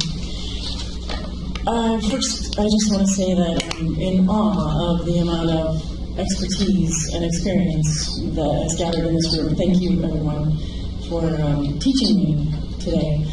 And if you are planning on submitting your comments in writing, there's an email on the first page. And I think that not just comments need to be submitted, but suggestions for the actual, you wrote this sentence, change it to this sentence. Let's be very specific with our comments and give them options for actual verbiage of the law. The more we can all help each other make this a usable set of rules, I think the better off we'll all be. So my comments are pretty minimal comparatively. You guys are a tough act to follow. Page 2056, where we're changing the definitions. Cultivate means to grow, propagate, clone, or harvest marijuana for use by registered card holders. But then when we get into the canopy rules, on page 2039, it's Rule 5, number 6D. A licensee must not exceed the total canopy allowed by the Department for cultivation of marijuana. So we're using that word cultivation here, and by the definition that's on this back page, 2056, it's unclear to me whether we're including cloning and germination and other stages, etc., in that canopy rule.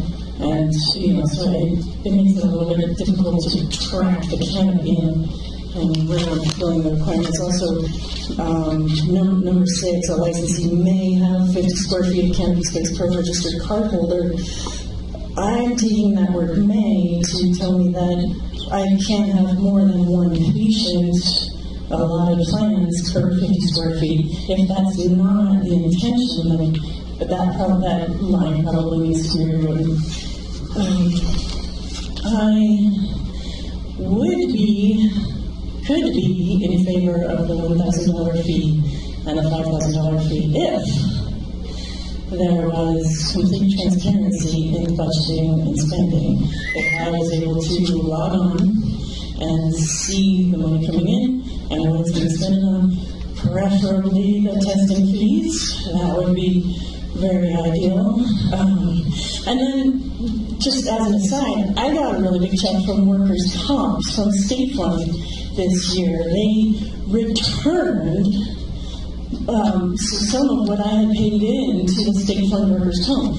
There's a collective amount of fees charged, and then if they don't pay out to enough workers' comp claims over the year, if they have an excess of funds, they return that money to the people who are contributing to that state fund, to workers' comp. So if we had a model like that, where if you didn't use my entire $5,000 and then you gave me back whatever you didn't use, that I could get on board with that.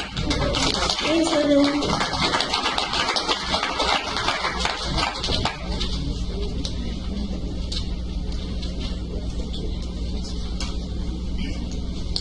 Good afternoon. My name is Christopher Young. I'm an attorney in Bozeman, and I work with a number of clients on compliance. The concern that I have, and I raised this after listening to Jesse Campbell, these rules need to be written in such a way that you can read them, you can understand them, and you can comply with them. And the reason this is important is the Ninth Circuit Court of Appeals, federal court, in the McIntosh case, stated that under the that in order to avoid federal liability, in other words, in order to keep the Justice Department from knocking on your door, you need to be in strict compliance with state law, and that would be under the Cole memo, which at this point, given Jeff Sessions' obsession with marijuana, that may or may not still be a good thing to go from. The only thing that's going to change the state law, federal law dichotomy here is if you all call your representative, call Greg Gianforte, call Senator Tester, call Senator Daines. Let them know that they need to change the law at the federal level in order to make it legal for you to do what you do for your patients. And thank you.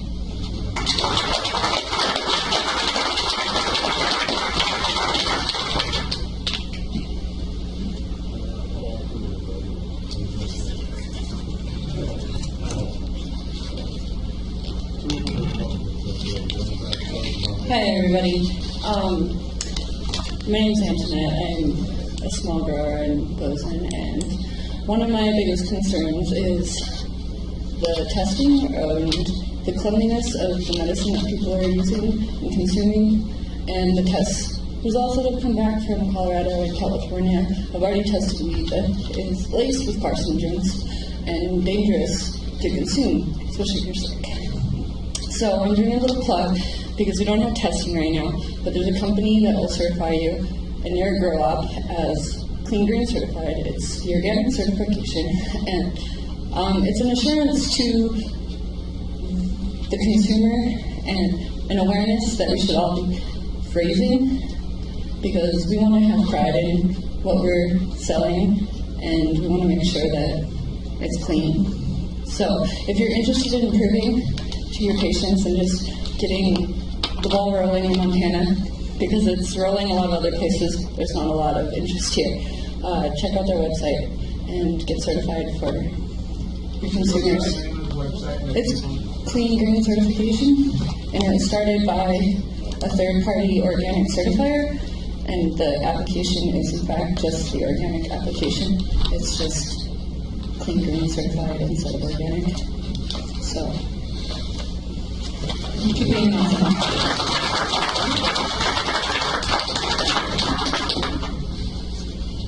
These other ones that you handed me, Clarence Sizemore, just Sizemore?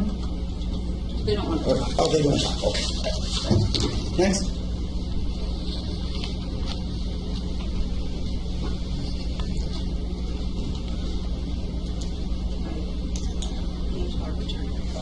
Thank you.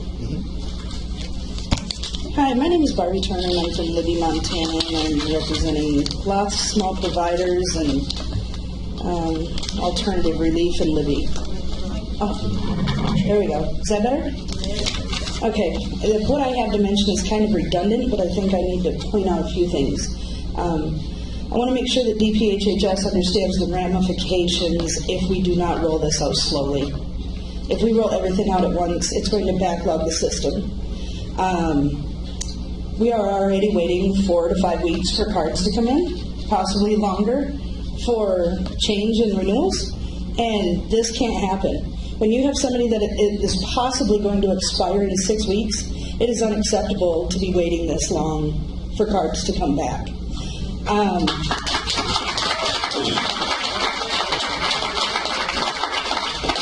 In saying that, we have to look at cost, availability of the medicine, and make sure that we have a quicker turnaround time for the medication, because card and medication go together.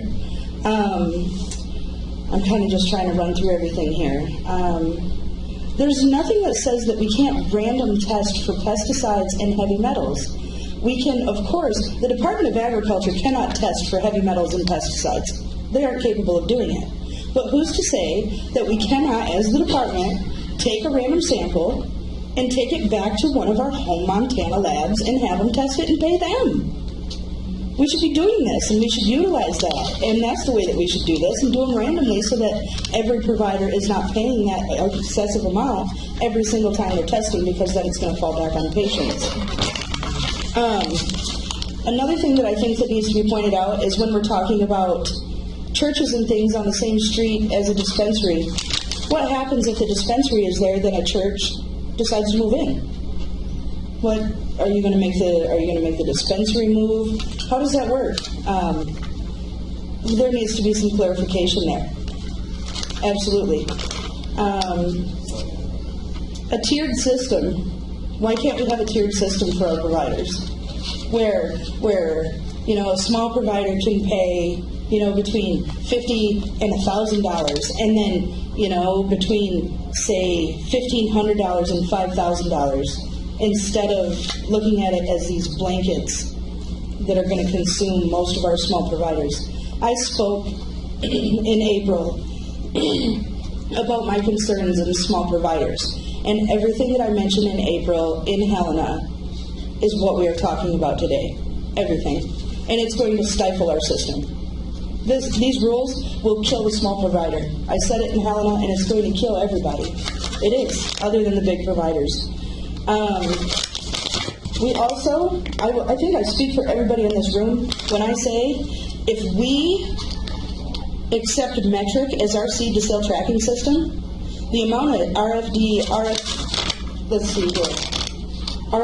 tags that we are going to need is going to completely stifle the whole entire program, and it's going to take every bit of money that the program has, and then you guys are going to turn around and you're going to up our provider fees again. And so I think I speak for everybody here when I say we do not want metric. We do not want metric. If we have metric, this is not going to be a workable system, and it will fail 100% without a doubt. And I think that and I think we need robust enforcement where we know what to expect if we break rules. But outside of that, I think the most important thing that I can point out is the card waiting times, to make sure that that system is updated, and also make sure that we do not have metric. Because if we do, we're in trouble. Thanks, guys.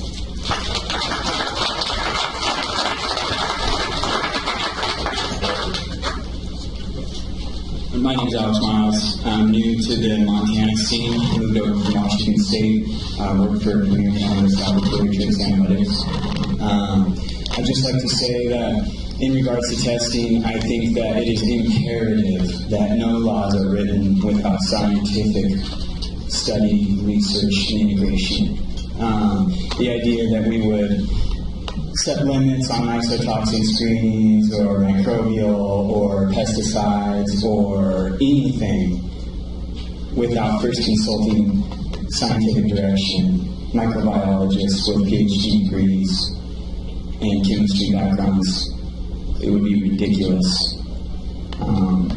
because there's nothing to base any of the numbers off of. For example, a lot of people don't realize that marijuana is a heavy metal feeder, which means it uses heavy metals as catalysts to mobilize things like calcium or nitrogen fixation. So cannabis in particular may have higher heavy metal levels than other plants in general to begin with. So you know.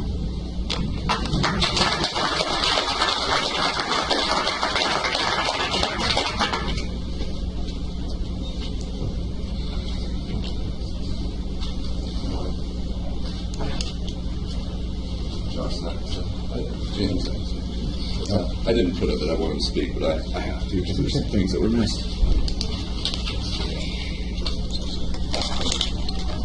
Jim Saxa, Josh Saxa, you guys probably know me, or a lot of you do. Some of you know, it's one of the first providers, one of the first patients.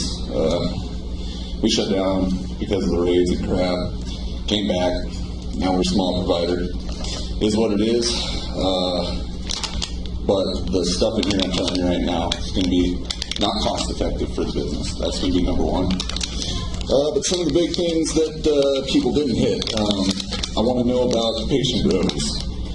I said I was going to come in here and talk about this to a lot of people. It is scratched in your rules.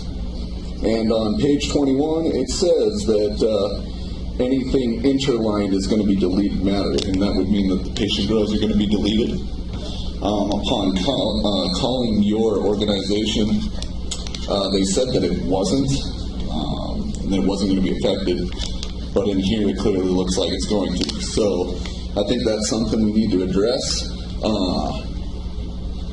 One of the other things that I was worried about is your signage for your businesses. One of the things that we had a problem with before was theft. Okay, and I think one of the big problems was that we were on a main street. We kind of gave our location away, which, brought theft to it. So one of the protocols we have in our business now is to not exactly put it out there where we're growing. And if you put these signs all over the place, people are going to know what's going on there. Kind of attracts thefts. Excuse me. So that's something to think about. Your proposed business changes. You guys want to know when we're going to make changes and how we're going to make changes. I'm kind of bothered by this. I think we should have the autonomy to be able to do what we want. You've given us our square footage. You've set our standards. We should be able to play within our lines at that point. So I would ask that you please don't try making us tell you everything that we're going to do, because it's probably going to be pretty redundant. The disposal processes. I don't know if I really want to sweep up all the leaves off the ground and give you an exact weight of all the garbage that I'm going to put in my compost pile, but if you really want it, I'll do it, but I think it's kind of dumb, just to let you know there. The employee thing, I've got a misdemeanor like a lot of people. I don't want to not work in this industry. I'm pretty good at what I do. And so I prefer not to go find another job. I'm sweating. I'm so nervous.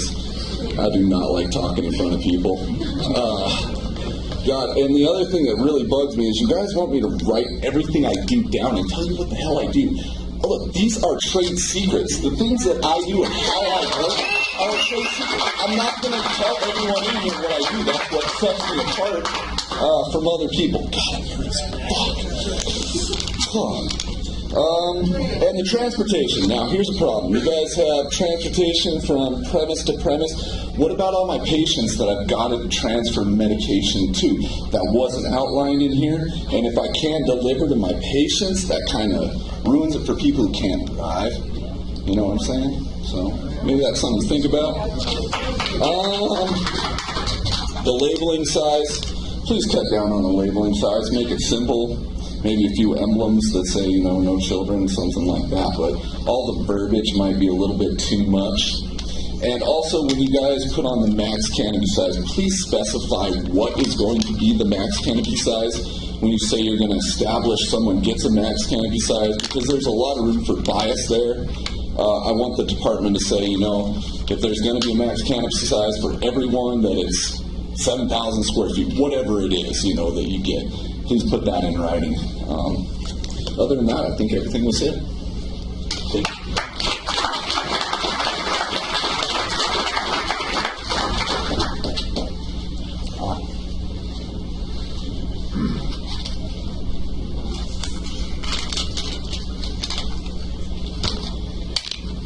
So I just had a quick comment I wanted to make about this. There's a lot of stuff about this is a black market, and we're trying to change the black market.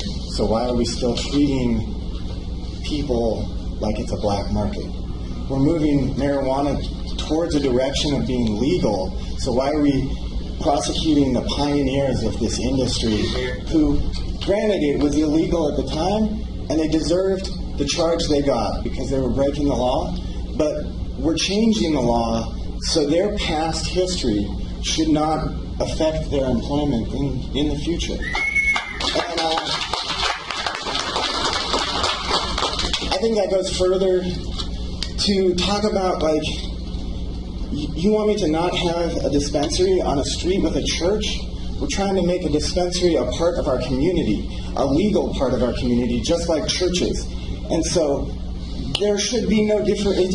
It should be able to be allowed anywhere in our community because we're trying to make it legit and legal and take it away from the ugly black market it's been. So, that's it.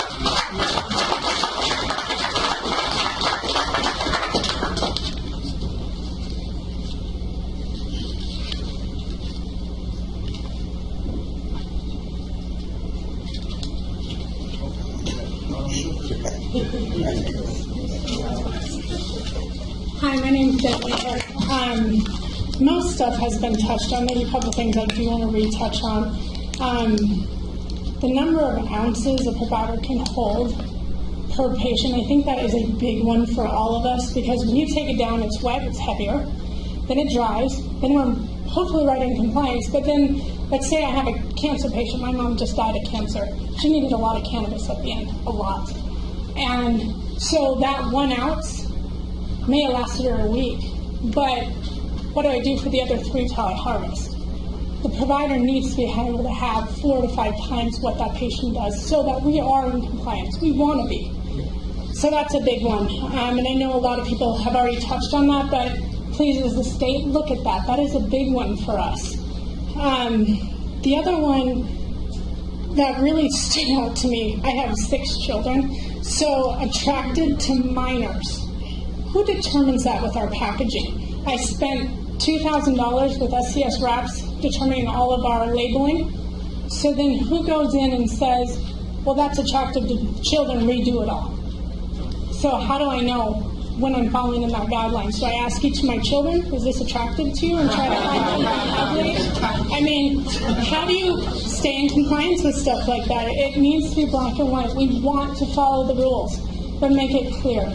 And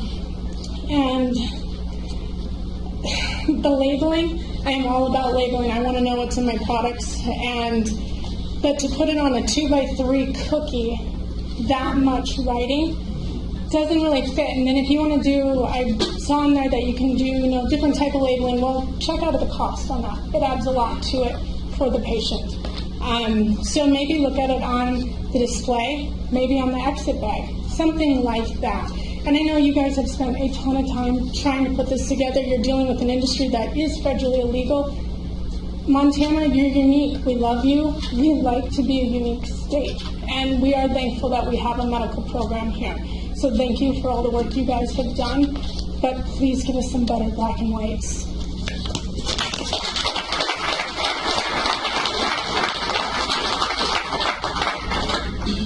How's it going? My name is Patrick Meyer.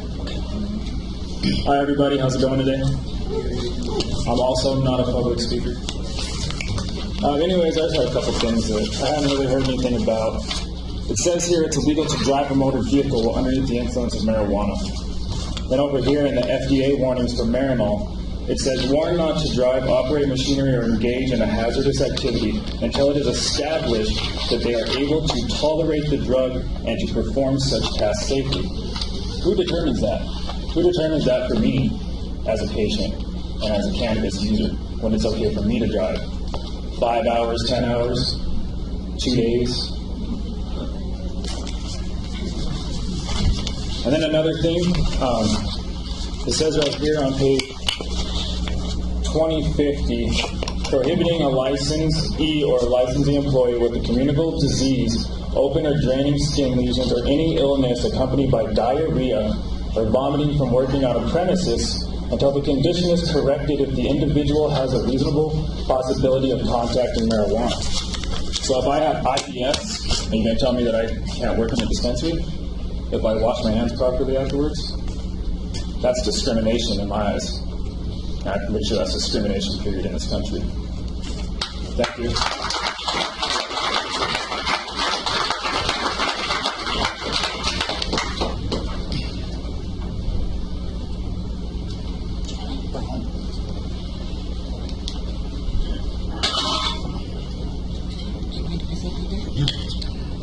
Okay, I also am not a public speaker.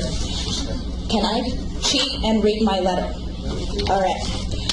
As a medical marijuana patient, industry member, and longtime medical marijuana advocate, I'm delighted to see that our cause is coming closer and closer to its goal of providing a responsible, safe, and accountable medical marijuana law. I would appreciate a moment of your time to express a few important concerns that I have about the proposed rule set. And I will try to be brief. I know you guys' time is of the essence. One of my primary concerns with this rule set is the hardship that rule number 3 will place on employers and employees. In America today, nearly 1/3 of the adult working population has a criminal record. This makes finding someone for an unskilled labor position without a criminal record difficult at best. Combined with a federal background check that is costly and takes 30 days to complete, it will create gaps in employment that will cause great detriment to businesses.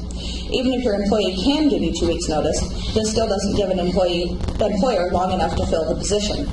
This rule also seems extremely discriminatory since a person with a nonviolent misdemeanor drug conviction still qualifies to hold a job in a daycare, pharmacy, hospital, or even to hold public office. Many of these industry jobs are unskilled labor positions requiring no more qualifications than the ability to run a mop and carry a bucket. This industry creates jobs for people who would otherwise find themselves dependent on government subsidies. We hire from our patient base, giving jobs to people with disabilities. We understand that their conditions and that we can be flexible enough to accommodate what another employer would not. If an employee ends up in the hospital due to their condition, which happens, these compassionate employers need a means of filling those positions to prevent bottleneck in the company's production. Second, concerns for labeling, packaging, and testing. While it is extremely important to set industry standards to protect the patients and provide accountability, if we overburden the industry with unreasonable costs, it will affect patient access. This is not a recreational product, so we should look at a labeling system that is directed more towards a medical market as opposed to a recreational one. If a product costs more to label and package than it costs to produce, it creates an imbalance. The concern with lab testing is similar. While product testing is extremely important, proposed testing is excessive and costly. Perhaps some tests should be mandated for every batch, while other tests are done at random to ensure overall safety. Montana is an agriculture state. We have many systems of agricultural product testing that we can look to for direction on this subject. To address some of the tracking system concerns, while some of this rule set is extremely specific, it also seems to leave a few holes. How does the tracking system address patients' in-home deliveries? This is a service that many businesses provide to make access easier for patients who are homebound. It also bothers me that a provider who would have to hold waste product for 72 hours. It seems extremely unsanitary. If you have something in your greenhouse that needs to go in the garbage, it needs to get out of your greenhouse. There's adequate reason to be a little, my other comment was, what if the restaurants waited 3 days to take out their garbage? There's adequate reason to be a little concerned about 50 square feet of allotted grow space per patient. In small grows, that is enough space to produce a lot of marijuana. In large grows, it's enough space to produce a lot of marijuana. And one of the things that we want to take into consideration is we want to put people in a position where they are able to take care of themselves, but not put themselves in a position where they are so far over limit that they are going, what do I do with all this product? And the product is expensive to manufacture. So they've invested in this product, and then they find themselves in a position where they have way more product than they can use and nothing to do but throw it away. It could create a huge excess of marijuana on the black market as well. Try and summarize the rest of my concerns and final paragraph. In the cannabis industry, we work with sick and disabled people. Many patients and industry members have families. Medical marijuana should not be a source of shame for families. Children should accompany their parents. This is part of the reason that it's so important to regulate and educate, and this is how we create that safe, responsible industry that we are striving for. Thank you for your consideration.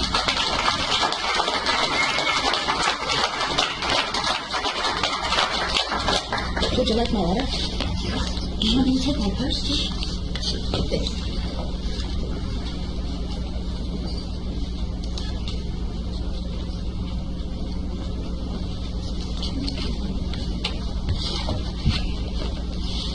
How's it going?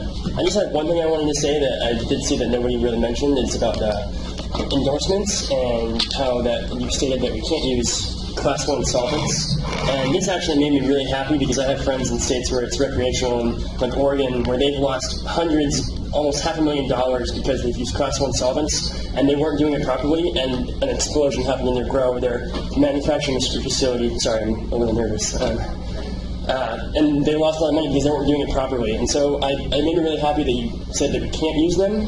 But I wanted to say that if that is going to be thought about, that the extensive inspection procedures and making sure that you're doing things properly should really be number one, and that making sure that things like explosions and things like that have happened in other states that have been a major problem because of these Class 1 solvents don't happen here, because that's a really big problem.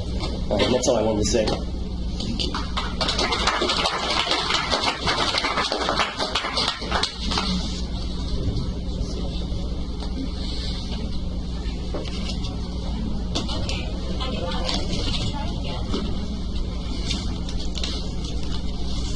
Hi, my name's Kyle Howell, and I'm really nervous to speak too. But I was curious if I mean, you should be able to make a chemical manufacturing place and be able to rent it to smaller providers too, to make up some of the cost. Because like I only have 50-something patients, so if I spend 50 grand on a room with explosion-proof fans and everything, the cost, how long it takes me to recoup that takes quite a while. And then the little providers can't make it to where if I could rent the room to them for exponential amount of days, it'll help us both. And then as far as having to write down everybody that comes into a place where it's sold, what if people come in to ask me questions? So I have to get their names and write it down and send it to you every day of who walked in the door. But what if somebody comes in the door thinking it was a different business? It's kind of a little much, really. And same with the order of operations. I don't think we should have to put what nutrient line we're using and how much, as long as the testing comes out clean. It doesn't matter what you put in it as long as it comes out. It's just more stuff that doesn't need to be in there. So just to make your guys' job easier, so you can focus on all the stuff that matters, and that's all I have.